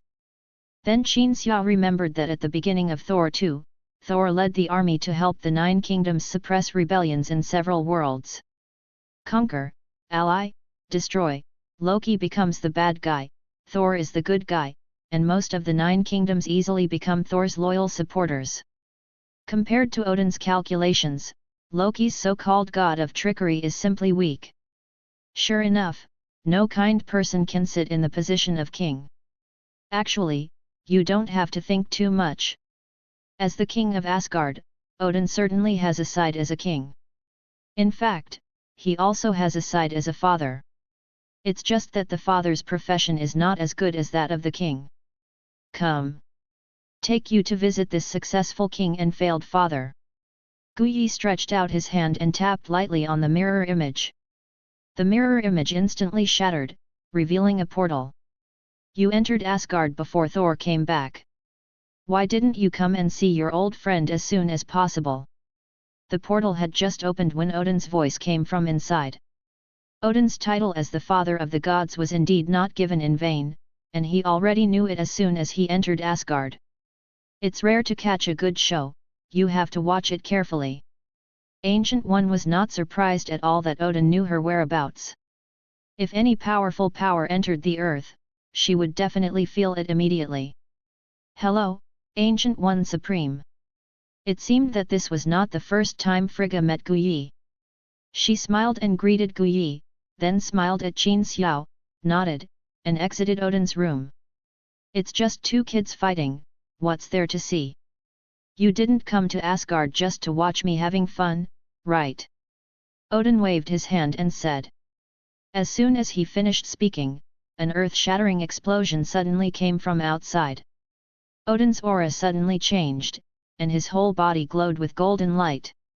Qin Xiao instantly felt that the old man in front of him suddenly turned into a sun, not only light and heat, but also endless power on his body. That feeling, as if the other person could dissipate with just a wave of his hand. Damn it! Rainbow Bridge! Odin exclaimed and disappeared from the bedroom almost instantly. Gu Yi took out a fan and banged Qin Xiao's head, laughing. Did you see, what does it mean to be careful and careful? After a long calculation, Thor went too far. In order to prevent Loki from destroying the frost giants, he actually smashed the rainbow bridge directly. This is definitely something Odin did not expect, ha ha ha ha. Gu had no fear that he was now on Odin's territory, and he laughed at Odin loudly and unscrupulously. Qin Xiao, who had just reacted after being shocked by Odin's momentum, opened Gu Yi's fan. Stop knocking, you are here acting like a lotus flower with me. After complaining about Gu Yi, he realized what had just happened. Are you saying that the smashing of the Bifrost was not part of Odin's plan? Qin Xiao asked curiously. Of course, he is just an old fox. Who do you think he is? As the guardian of the time stone, I dare not say that I can completely see all the future. This old fox is just playing with people's hearts. How can he control it? Accommodation with details. Alas! What's the use of calculating? Some things are destined. Qin Xiao sighed quietly. Oh! Gu Yi's bald head hit Qin Xiao's eyes directly. Then tell me, is it destined that we two appear here? Qin Xiao raised his eyes and glanced at Gu Yi's bare head, took a step back, and said with a guilty conscience. How could I know? Just as Gu Yi was about to say something more, he saw a figure flash and Odin came in again. It's just that this time Odin didn't have the confident expression just now, but had a look of worry and concern. Without saying anything, he directly asked Ancient One, Loki. Maybe this is what Gu Yi said about Odin's fatherly side. After raising him with his own hands for more than 1,000 years, Odin must have feelings for Ji-mei, the arrogant third princess. Don't worry, he's fine. He'll be back after suffering some losses outside. Ancient One didn't hide it and told Odin directly. Odin took a deep breath. It was as if he suddenly discovered Qin Xiao. He turned around and spoke in Chinese. Throwing hammers will kill the whole family. My wife is an ant every day. Your calligraphy is good, boy. Qin Xiao. Chapter 95. Actually, I have a twin brother named Qin Xiao. Qin Xiao remembered that when he first entered junior high school, he went to a boarding school and their principal was short, fat and bald. All the classmates in the school called me Short Winter Melon behind my back. During one self-study class, the principal passed by the window. Qin Xiao looked up and saw the principal walking over, and called out Dwarf Melon. After calling, he found the principal standing by the window looking at him angrily. That embarrassment, that fear. Then he was taken to the principal's office and given ideological education for 40 minutes. This incident left a very deep impression on Qin Xiao's memory. The situation now is almost the same as before. It's just that the pudgy principal in front of him turned into Odin, the father of the gods. Well, actually. Qin Xiao spoke with a guilty look on his face. Actually, this may be a misunderstanding. I have a twin brother named Qin Xiao. Unfortunately, a meteor fell from the sky last night and killed him. Yet, Odin raised the spear of eternity. Okay, I admit it's me, I can do it, but I think it doesn't matter. You see, your hair and beard are all white, you are very old, and it doesn't matter if your wife is an ant every day, DEI, or not. Qin Xiao spoke so nervously that he was a bit tongue-tied. The boss was angry and had to be persuaded by another boss. Qin Xiao desperately winked at Gu Yi, and then Gu Yi stood up and stopped Odin. He advised with a nonchalant expression. Relax, Odin. I think Qin's words make sense. Just tell me how to worry about these children. If you want to give birth to another child, I guess Hela will be able to revive you before he is born. Die. That's right. Qin Xiao hid behind Gu Yi and echoed. Shut up, you bastard.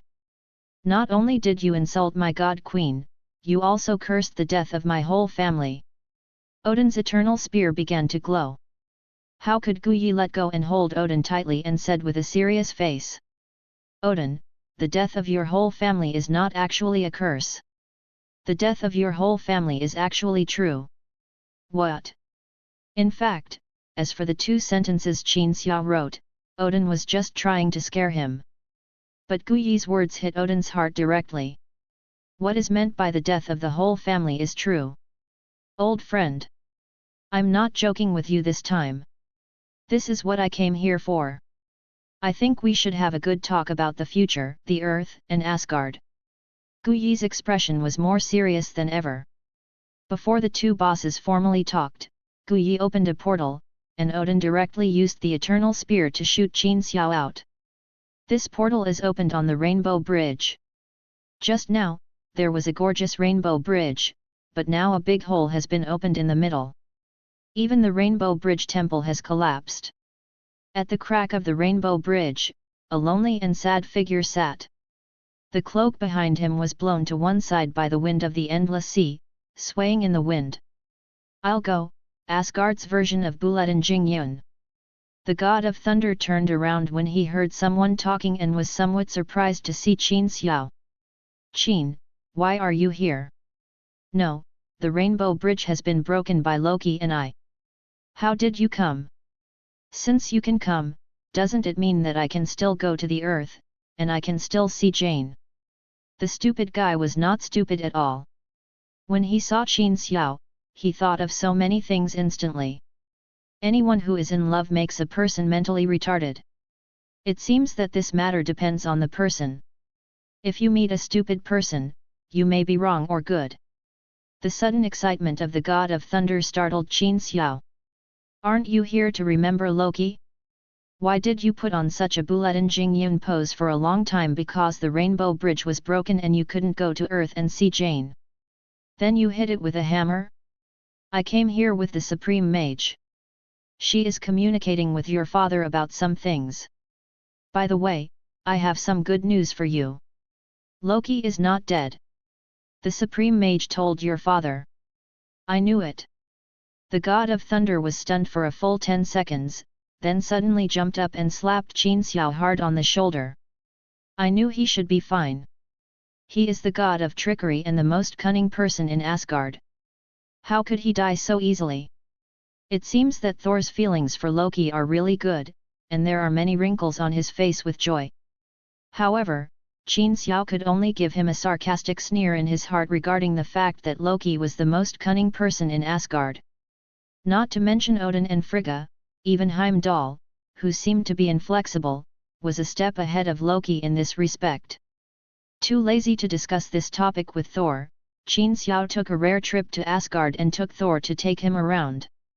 After learning that Ji-mei was not dead and that he had another chance to go to Earth to find Jane, Lei Shen was in a good mood and took Qin Xiao around the Golden Palace to start being a conscientious tour guide. I wandered around Asgard with Thor for more than an hour, and I haven't even finished shopping around the Golden Palace. He was pulled back by Ancient One and Odin. This time the place was changed into a splendid reception room. Odin and Guyi sat on the left and right, staring at Qin Xiao with smiles in the eyes of an old couple looking at their son-in-law. She is still the kind of girl whose daughter is a fool and weighs 250 pounds. Qin Xiao felt the hairs on his back stand up. These two old foxes were smiling like chrysanthemums on their faces. They were definitely up to something bad. Subconsciously, he took a step back and asked warily, "What do you want to do?" Odin looked kind and waved to Qin Xiao. "Come here, kid." "No, if you have anything to do, you can tell me now, and don't call me a child. Not many people you call a child will end well. You can call me a bastard, but don't call me a child." Qin Xiao flatly refused. Just now he used the Eternal Spear to attack him with a stick. It would be bad if he changed his attitude so quickly. The black thread on Odin's end was finally taken over by Ancient One. "If you don't believe Odin, you should believe me. Come here, it must be a good thing." Guyi smiled calmly. However, these two were nuclear warhead-level figures in Qin Xiao's heart, so Qin Xiao would not give in easily. "No, you two are smiling like the turtle man and the madam in a brothel who traffic in good-natured women. I won't be fooled." Qin Xiao shook his head like a rattle. The next moment, Odin raised the Eternal Spear in his hand, and the golden light shone in Ancient One's hand. "Come here. Come here. If you have something to say, why are you so angry?" Qin Xiao was so excited that he ran over. The same goes for Ancient One and Odin. The magic and weapons in their hands disappeared in an instant, and they immediately switched to chrysanthemum-faced mode. Guyi looked at Qin Xiao and said with a smile, "You took good care of Thor a lot on Earth, and Odin decided to thank you properly, so he wants you to go to his treasure house and pick out anything on your own." Chapter 96 Out of Control Flame. After entering Odin's treasure house, Qin Xiao realized that sometimes certain scenes in movies cannot be fully believed. Odin conquered the universe when he was young. There are thousands of planets that have been conquered, how can there be only a few things left in the movie? In fact, the things in Odin's treasure house are full of variety, and the richness is not much less than that of the collector in Guardians of the Galaxy. Even items that many collectors dream of can be found here. For example, there is a glass cover about 3 meters high in front of me, which contains a complete Groot tree man. "This is..." Qin Xiao pointed at the tree man and asked. "These are the Groot people. Their race is very small in number. When I was a child, the teacher my father arranged for us to take classes included a tree man. Groot language was our elective course. Later, when his lifespan was over, my father kept his body. You know, it's basically hard to see Groot now." The god of thunder, who was pulled by Odin to take Qin Xiao into the treasure house, introduced Qin Xiao. "He came here to be your tutor, and when he died, he turned him into a specimen and put it here. It was really awesome." Qin Xiao looked at the tragic grotesque body and looked elsewhere. There were all kinds of strange weapons and armors, and Qin Xiao even saw 3 dragon tooth swords. The dragon tooth sword used by the Valkyrie. I really wanted one when I was a child. It was once one of the most powerful armies in Asgard. Unfortunately, it all disappeared later for some unknown reason. Thor is particularly like a tour guide who takes tourists to the museum. When Qin Xiao looks at something, he will briefly introduce it. I walked around a lot and saw a lot of strange things. It was indeed an eye-opener, but I didn't see a few things like those in the movie. Qin Xiao asked the Thunder God doubtfully. That's all? This is the treasure house of the Father of the Gods. Isn't there something more powerful, like the hammer in your hand? There are indeed not many artifacts, and there must be more, but the restrictions on the use of those artifacts are too great. I'm afraid you won't be able to use them. If you don't like them here, I'll take you to see them. As Thor spoke, he reached the innermost part of the treasure house and pushed hard against the wall. This is the treasure house shown in the movie. It turns out that there is an inner warehouse inside, and all the good things are stored in it. The box of ice, the eternal fire, and the so-called fake infinity gauntlet, etc. This glove? This size is not suitable for ordinary people, right? And the gems on it, what do they mean? Qin Xiao picked up the infinity gauntlet and asked knowingly. This is a glove that can help people control the power of infinity stones.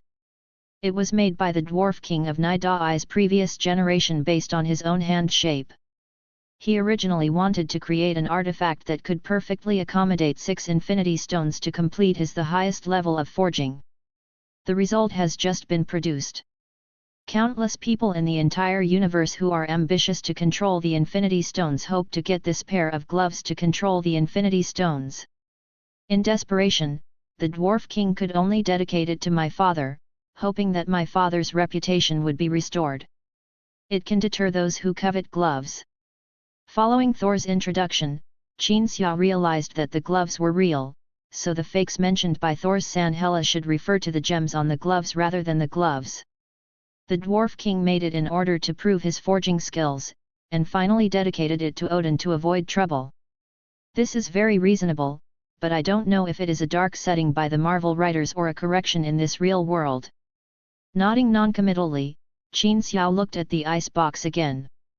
This is the artifact of the Frost Giant clan. Thor patiently introduced them one by one. Qin Xiao felt the ice box. He couldn't activate this thing without the blood of the Frost Giant. Regardless of the size of the Infinity Gauntlet, it is basically useless without the Infinity Stones. To be honest, there seems to be nothing in Odin's treasure house that he can use. Qin Xiao thought as he came to the side of the eternal fire. The next moment, a sudden change occurred. Just next to the eternal fire. The eternal fire that was burning quietly in the vessel was like someone suddenly pouring a lot of fuel on it. The fire surged, and the flames suddenly shot up to more than 2 meters high. The scope of the flame also instantly broke through the limits of the vessel. It expanded to about 1 meter, and then the fire changed intensity, and the entire group of flames, which seemed larger than a human, rushed towards Qin Xiao. The huge flames flew crazily towards Qin Xiao's mouth, nose, and even every pore on his body like a swallow returning to its nest. The change was so fast that Qin Xiao and Lei Shen were completely caught off guard. My fucking hair! Qin Xiao just had such a worrying thought in his heart, and the flames had already penetrated along his mouth and nose.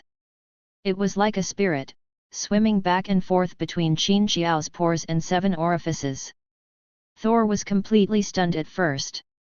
He knew that this flame was dangerous, but he had been in and out of the treasure house countless times since he was a child, and he had never seen this flame go berserk.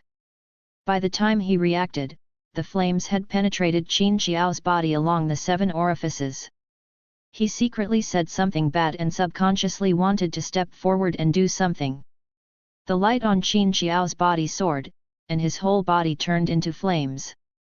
The strange thing is that his clothes, skin, and even his hair were all intact, without any damage from the flames. Qin Xiao's experience was not so wonderful. The moment the flames entered his body, a ball of violent and hot energy directly entered his body. Compared with the Hulk serum I drank last time, this one was like the difference between a firecracker and a grenade. The rampage all the way directly tore his muscles, meridians, and bones, and no corner of his body was spared. Ah! He opened his mouth, accompanied by a shout, and a flame gushed out of his mouth, melting the wall directly and opening a big hole. At the same time, under the ground of the Golden Palace, a rune symbolizing the power of the Asgard fire rule began to riot from somewhere underground. It broke through the ground and rushed straight to the Golden Palace. Damn it! Odin, who was sitting and chatting with Ancient One, shouted loudly, and his body suddenly jumped up and rushed towards the treasure house. Of course, Ancient One followed closely behind. When they arrived at the treasury, they saw Qin Xiao turned into flames, floating quietly in the air with his eyes closed. Next to him was the stunned Thor. At this moment, a chaotic sound of breaking came, and a dark red rune broke through the wall directly, breaking through the 2 layers of defense of the treasury from the outside and coming to the inner treasury. It flew straight towards Qin Xiao. No! Odin shouted. Stop! Odin, with a burst of golden light all over his body, stretched out his hand and grabbed the rune. It's Monday. Are you tired, office dogs? It's afternoon tea time. Drink some water and read some novels to relax. It will be time to get off work soon.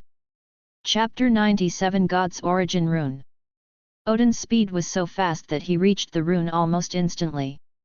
He stretched out his hand to grab it, but unexpectedly got nothing. The runes that were so close at hand have disappeared, and I have gone from being in the treasure house to being on a high mountain far away from the Golden Palace. Ancient One. Odin was really anxious this time. He stretched out his hand and found the eternal spear in his hand. He was covered in golden helmet and armor, and the cloak representing the royal family also appeared behind him. Hunting sounds in the wind, full of killing intent. Do you know that is the original power of Asgard, which I used to suppress Hela? The rune had arrived in front of Qin Xiao just now, and Odin knew that it was too late to go back now. What's more, in front of Gu Yi, unless she kills her, no one can leave unless she wants you to leave. The words were spoken through gnashing of teeth. As soon as Hela emerges, Ragnarok will come immediately. God knows how much Odin and even Asgard have paid in order to suppress Hela and delay Ragnarok over the years. None of the powerful divine origins dare to be released. Only the so-called next king's successor has the divine origin of a thunder god. Others, such as the 3 warriors of Asgard and even Thor's fiancée Sif, are just goddesses of land and harvest. Just looking at the names of the gods, you can tell that they are definitely not characters with super combat power. Just because all the powerful divine origins were compressed into runes by Odin and turned into a formation to suppress Hela. Even so, facing Hela who has the same original power of Asgard as himself, as he is getting older and Hela is getting stronger, he has to add Odin's own supplementary power from time to time to be able to suppress it. Hela. At this time, there is no Vulcan origin, and it won't be long before the seal of Hel is ready to move. Ragnarok, Odin is not quite ready yet. So he put on a desperate look without hesitation. On the other hand, Gu Yi still looked calm and calm. Odin, I understand everything you said. If you want to fight with both sides and then face Hela who broke out of the seal, I have nothing to say. If not, you calm down first and we will solve the problem together. Looking at Qin Xiao after Odin, an ancient Yi appeared and disappeared again, although the god of thunder didn't know why his father wanted to stop the rune. But since Odin wants to stop it, it must be the only way to benefit Asgard. So after Odin and ancient Yi disappeared, Thor reached out his hand towards the rune without hesitation. It's a pity that Thor, who has not even awakened the power of Thunder God, can stop the runes of the original power of Vulcan. Before his palm even got close to the rune, a burst of flame power that was as devastating as the heaven and earth was pressed directly towards Thor. This force is as violent and powerful as thousands of large volcanoes erupting at the same time. Thor subconsciously took a step back and retracted his hand. Just taking a step back, all the fire power disappeared. Oops! I was fooled. The god of thunder actually scared a dead creature away with a mental simulated attack. Angry, he cursed secretly and tried to reach out to stop the rune again, but it was already too late. The rune frightened away the god of thunder, and went straight to Qin Xiao. It twirled in front of Qin Xiao and penetrated into Qin Xiao's forehead.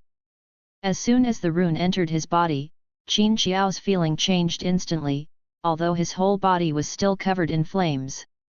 But at the beginning, Qin Xiao was more like a container that was not afraid of fire, as the flames traveled throughout his body. But as soon as the rune entered, Qin Xiao's whole person seemed to become one with the flame, and his whole person seemed to become the flame itself. This is the original power of Vulcan. How is this possible? Thor's eyes were full of incredulity. It is said that a long time ago, in addition to the father of the gods, Asgard also had 12 main gods, who were the most powerful existences in Asgard. Thor's own godhood is one of them, but I don't know when all the powerful gods in Asgard began to disappear. Only the god himself and the god of light represented by Heimdall were left. Even though Thor asked Odin many times, Odin kept silent. The god of thunder thought that Odin had encountered some powerful enemy when he was fighting in the universe. Not only were those main gods killed, but even the origin of the gods was destroyed. Except for his own status as the god of thunder. Who knew, today actually? Then the rune just now is the original power of the god of fire, one of the 12 main gods. However, why did it appear here and why did it get into the body of Qin Xiao, an earthling? The god of thunder had no idea what was going on. Since he failed to stop it, he simply sat down and waited quietly for Qin Xiao to wake up. In fact, there was nothing he could do if he didn't wait. His power of thunder god had not yet awakened for the first time, and he could not stop Qin Xiao's state in front of him. It is possible to destroy it by force with Thor's hammer. But it's still not sure what happened just now means to Asgard. After all, Odin just stopped the rune, rather than directly killing Qin Xiao. Here, the god of thunder watched helplessly as Qin Xiao absorbed the origin of the divine position. Odin and Ancient One have arrived at a mysterious place beneath the Golden Palace. The space here is a little distorted. A huge black portal is emitting a faint black light. It is also pitch black inside the portal. It is not clear what is on the other side or what environment is there. Only occasionally can one hear the tearing roars coming from the portal, like ghosts crying and wolves howling, to tell others that the other side of the portal is definitely not a good place for a leisure vacation. Odin still had a look of anger on his face and waved his hand at the portal. Golden light emerged from above, and a huge magic pattern appeared in front of the portal. It was densely covered with all kinds of extremely complicated unknown words and various symbols. There are also golden chains composed of magical energy, tightly wrapped around the magic group and the portal. Each chain has runes similar to the dark red runes just now. White, cyan, and divine runes representing various different rules of energy suppress these chains and completely seal the portal. On one of the chains without runes, magic energy appeared and disappeared, and there were even slight cracks. Obviously, the above corresponds to the original rune of the god of fire, but unfortunately it has been absorbed by Qin Xiao. And this chain has obviously lost its source of strength, and it is estimated that it will not be able to hold on for long before it will completely shatter.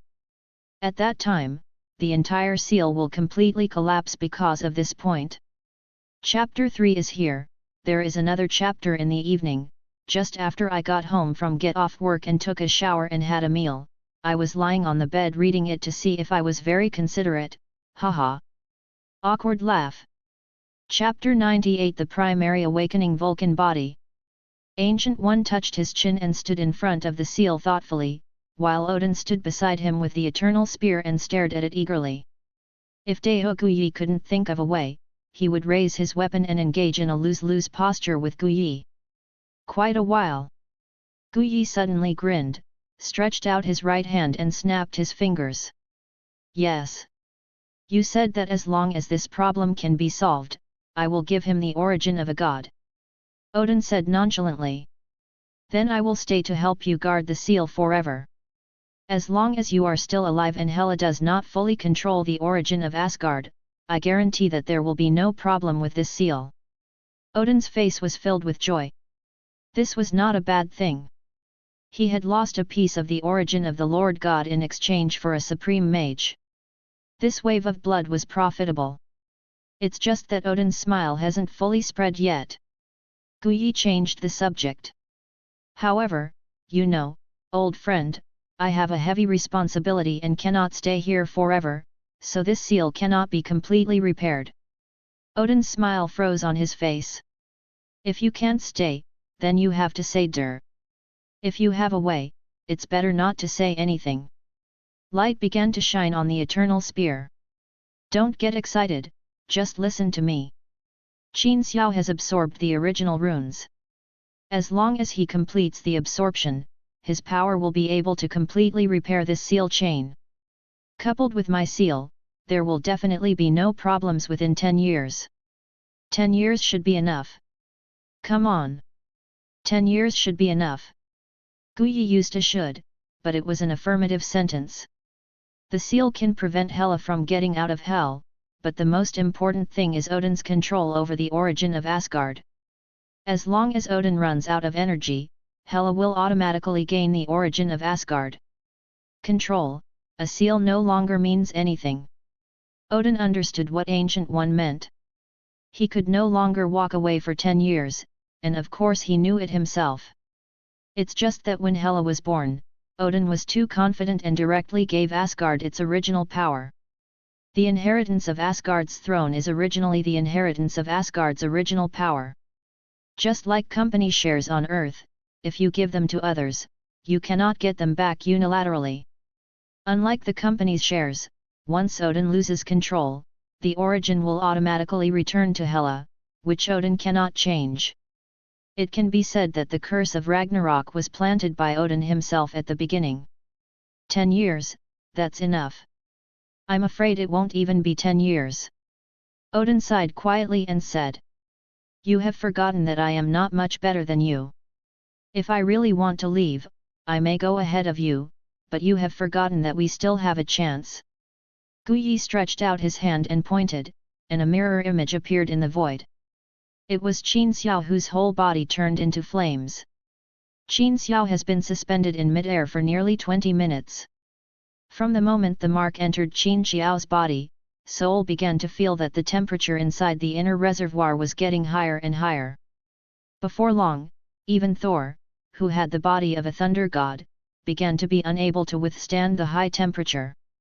If the ice box hadn't spontaneously emitted a bone-chilling chill at the critical moment to offset the temperature, let alone Thor, this house would probably have started to burn and melt. When the runes entered his body, Qin Xiao lost consciousness. He just vaguely felt that the flames on his body began to merge with himself. The feeling was like soaking in a hot spring with a suitable temperature in a weather of dozens of degrees below zero. Comfortable and transparent, all fatigue disappears and you can't even feel it in your own body. All that's left is the feeling of warmth wrapping around your whole body. I don't know how long it took before Qin Xiao's consciousness slowly returned. Congratulations to the host, for obtaining the reward of Thor's exiled Earth mission, absorbing the eternal fire, and obtaining the origin of the Vulcan god position, one of the 12 main gods of Asgard. The origin of the Vulcan and the eternal fire merged, and the primary awakening of the power of the Vulcan state. As soon as his consciousness returned, the voice of the system sounded in his mind. 12 main gods? Primary awakening? Qin Xiao asked doubtfully. The system explained to Qin Xiao the settings of the 12 main gods of Asgard, including the matter of Odin's seal. As for that primary awakening, it is mainly reflected in Qin Xiao's control over flames. In the state of primary awakening, Qin Xiao can create and control flames out of thin air. It can also carry out remote attacks within a certain range. The flame temperature is around 1500 degrees Celsius. As for the body's strength, the system helped Qin Xiao integrate the power of all the serum in his body. To put it simply, his current physical strength and defense are about 60% of Hulk's, but because of the main god of Asgard, his recovery power is already on par with Hulk's. Of course, the system did not work in vain and charged 1000 points as manual fee. However, these 1000 points are worth spending, at least it is equivalent to doubling the physical strength. The body is not bad, and the long-range attack method is also good. From now on, I will be a warrior and have dual professions of fire and magic. It's just that the temperature of the flame is 1500 degrees, which is too low. One of the 12 main gods of Asgard, there is no desperate situation yet. How about the flames of the virus? I also absorbed the eternal fire. Qin Xiao complained to the system dissatisfied. The main function of the eternal fire is to help the Vulcan original rune restore energy, so that the host can enter the primary awakening state as soon as possible and can initially control the flame. Eternal fire? That is a flame that the Vulcan cannot control even in the fully awakened state. The host wants to have that kind of power right now. What are you thinking, host? However, as the host's control over flames improves, the power of the eternal fire will gradually appear, and the system's subsequent mall will also add related products. As long as the host completes the task well and possesses the power of the eternal fire, it will no longer be out of reach. Dream. The introduction of the system simply conveys the immediate feeling of TV shopping. Since the power in the future can still reach the level of eternal fire, it means that Asgard's efforts this time were not in vain. Qin Xiao was quite satisfied. Slowly opening my eyes, the first thing I saw was the eternal fire still contained in the vessel, but the flame was only the size of a soybean dot.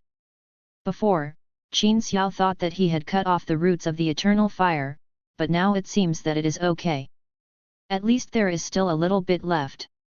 In the future, the important props for awakening Surtur to destroy Asgard and defeat Hela are still there.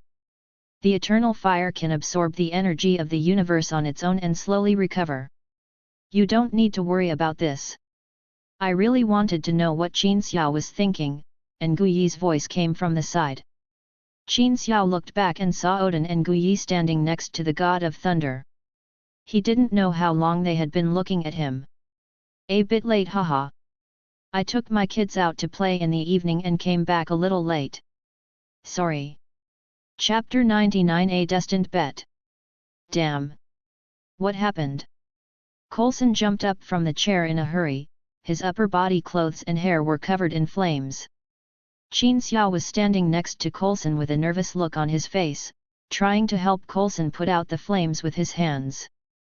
But the more we filmed, the bigger the fire got. Step aside. Bah! Tony shouted loudly, picked up a fire extinguisher and sprayed the flames wildly, saving Coulson's life. It's just that the collar of the clothes has been burnt a little black. As for the hair, Buddha's hairstyle is just a little looser, with a little bit of pig hair smell. Fortunately, the man was not seriously injured. Apart from the redness of his neck and scalp, there were no further burns. Qin Xiao had just returned from reinforcements in Asgard, and there were countless messages from Coulson on his phone, asking him to return to his base in New York immediately. Qin Xiao directly asked Gu Yi to send him to the base. I made an appointment with Tony and came to the base together. After meeting Coulson, before I had time to talk about what happened to me in Asgard, the above scene happened. Qin, you bastard who deserves to go to hell. If you want me to fulfill my bet, just tell me why you set fire to my back.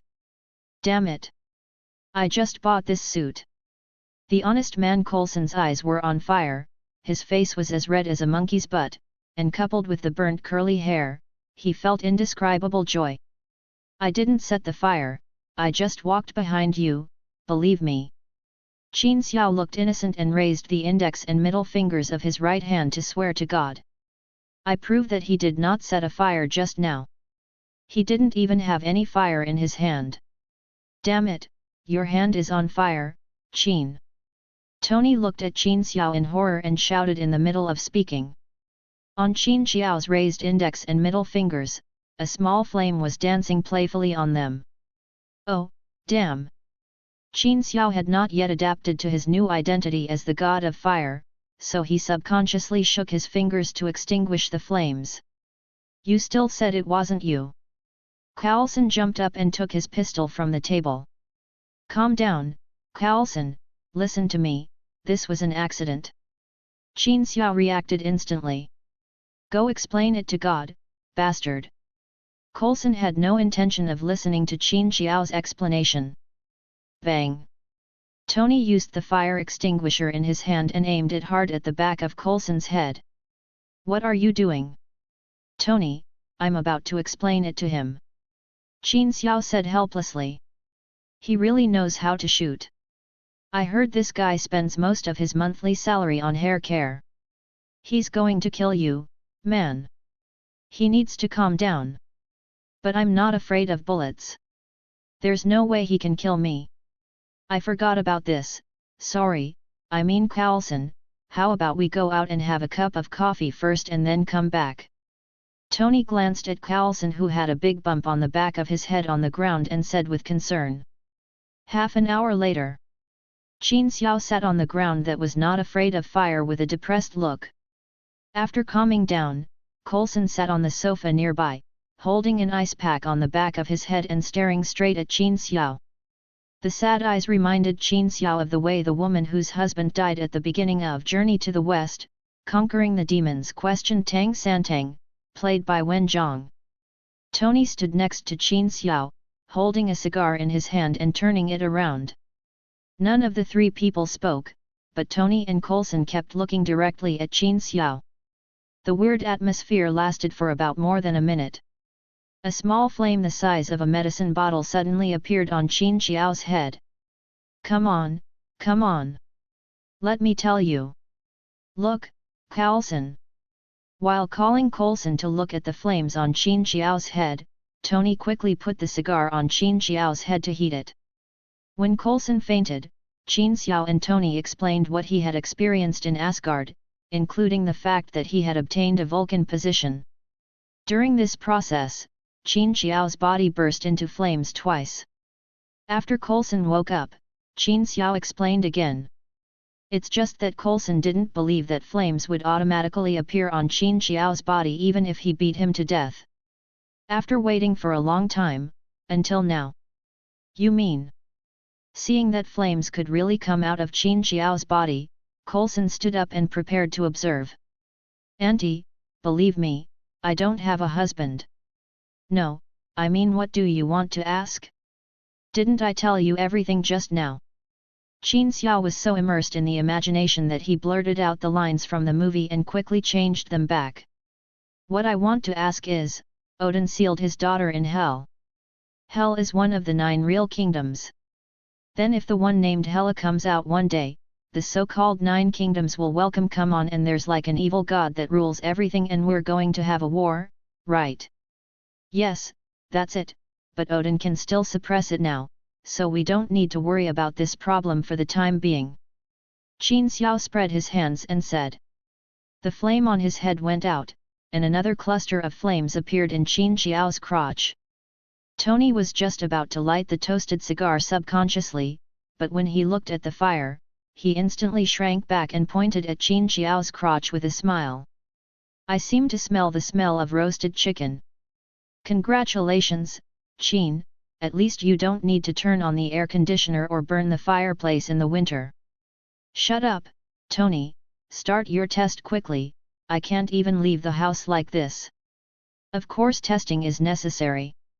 The flames on Qin Xiao's body were obviously caused by the fact that he had just started to master the flames and could not fully control them.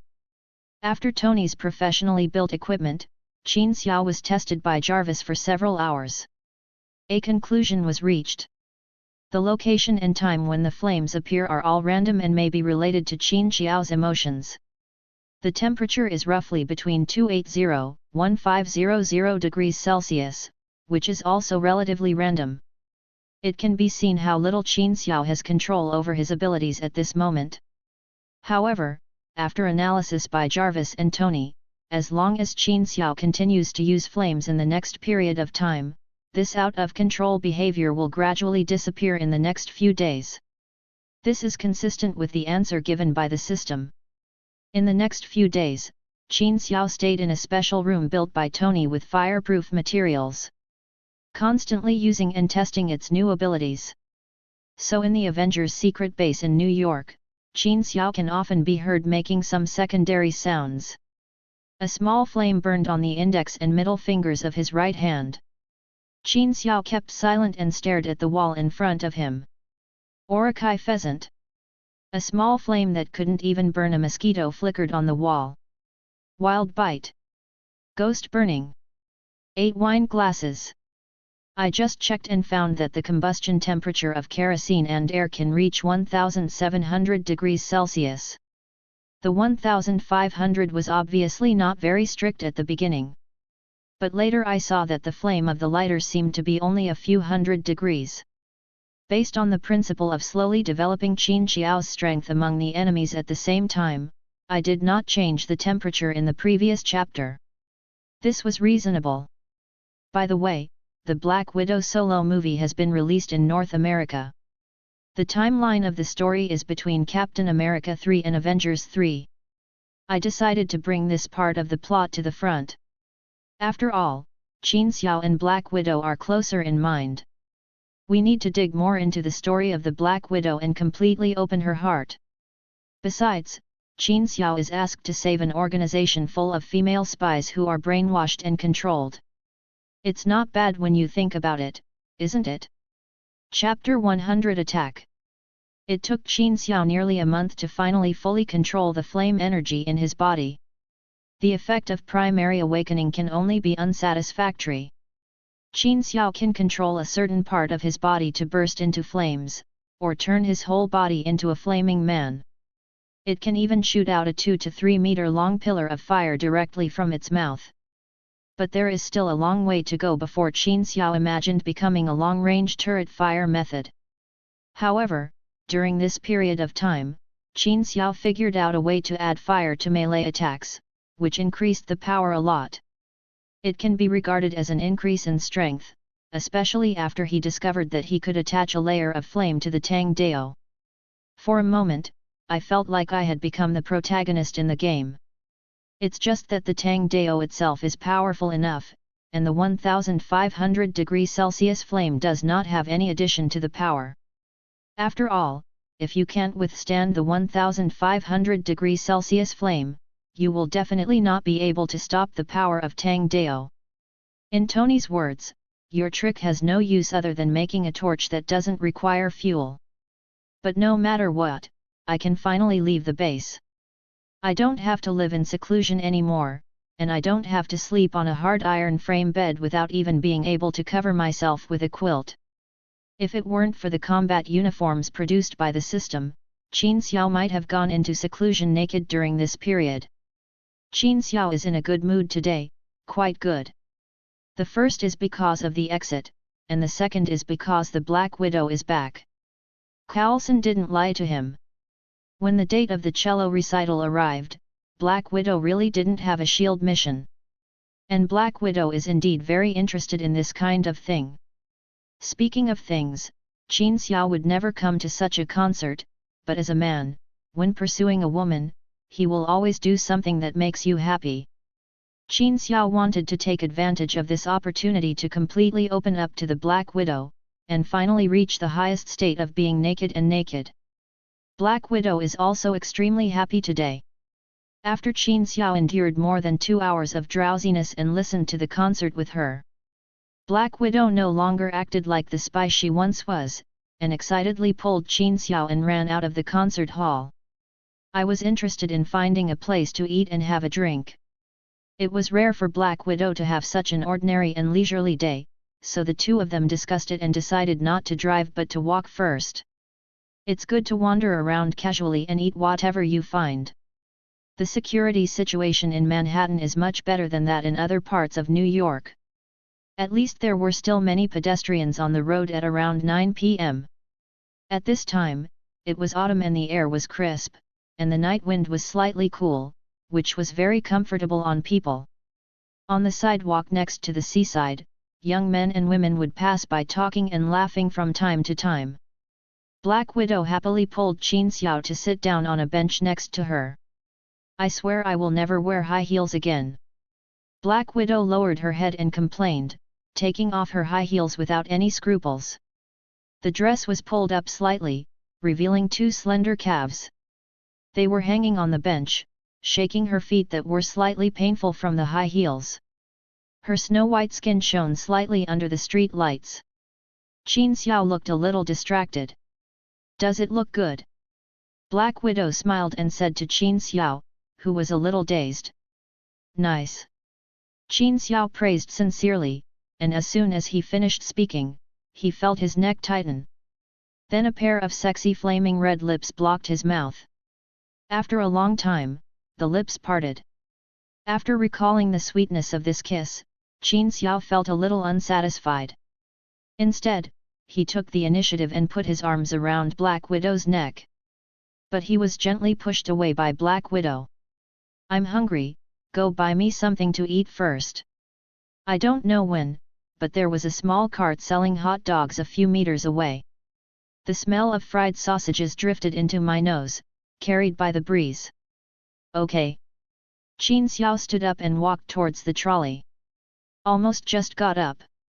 A sound of breaking through the air sounded behind him. Qin Xiao turned around subconsciously, watching a small micro-missile roar towards the bench. The moment Qin Xiao hugged Black Widow, the missile had already hit the bench. Qin Xiao suddenly turned around. He couldn't tell whether he turned around first or exploded first. Anyway, I just felt a shock wave on my back, and the fragments of unknown objects were being slapped on my back. Compared with these, the heat and flames of the explosion were almost insensible to Qin Xiao. In order to protect the Black Widow, Qin Xiao stood still and completely withstood the explosion and aftermath of the missile. As soon as the explosion ended, Qin Xiao quickly looked towards the direction of the missile attack. The dark alley across the road, the rooftop on the tall building opposite. Got you. A figure flashed on the rooftop of a building opposite. Natasha, be careful, I'll catch that guy. Don't go, hold me for a little longer. Black Widow firmly grabbed Qin Xiao's collar, stretched out a hand and gently stroked Qin Xiao's cheek. Only then did Qin Xiao realize that something was wrong with the Black Widow. Her face was pale and her breathing was rapid. And why does my hand on Black Widow's waist feel sticky? At first glance, it didn't matter. It turned out that there was a piece of shrapnel at least 10 centimeters long stuck in the Black Widow's back, which was exposed. No one knows how much was inserted into the body. Damn it! Damn it! Damn it! Qin Xiao cursed crazily in his heart. He didn't dare to hold his hand for a moment, and the mobile phone in his pocket was not damaged by the explosion. I don't know if it was because of the combat uniform. Qin Xiao directly dialed Coulson's phone number. She was attacked. Natasha was seriously injured. There was a shrapnel inserted into her back. The exposed part was more than 10 centimeters long. I am holding her now and dare not move. We need the most professional medical team. Quick! I came from the concert hall. It took about 20 minutes to walk out and we were at the beach. Who knows the address here? Qin Xiao directly explained the situation in the simplest words. It was not difficult for Coulson to find this place. He just hoped that he could arrange medical personnel quickly enough. It will be okay, Natasha. I will hold you and stay with you until everything is okay. Coulson will be here soon. You will be okay. Qin Xiao put down the phone and said nervously, not sure whether he was comforting the Black Widow or himself. I'm fine, Qin. I'm better than ever. It's just a pity that I haven't eaten a hot dog yet. I don't remember how long it has been since I ate so leisurely on the road. While talking, Black Widow stretched out a hand and gently smoothed Qin Xiao's frown. Don't worry, I'm lucky enough to have met you. Maybe it's destined. I'm not qualified to experience the life and happiness of ordinary people. After that incident in Budapest, As she spoke, blood gushed out of Black Widow's mouth. She slowly closed her eyes and fainted. Don't sleep, Natasha, don't sleep. Qin Xiaodong didn't dare to move until professional medical personnel arrived. He could only lower his voice and call out to the Black Widow in his arms. Meanwhile, a few blocks away, in a hotel, a middle-aged man was sitting lazily on the sofa watching TV. In the picture, it was Qin Xiao who turned around with Black Widow in his arms at the moment of the explosion, and stood on the spot and withstood the entire process of the explosion. The information given by Hydra is wrong. Qin Xiao's strength is far beyond our imagination. He is not just a super soldier. I have suspended the operation. You arrange for people to leave the United States immediately. Natasha, I will think of a way. Come and solve it. End of the chapter. Like and subscribe for more videos like this.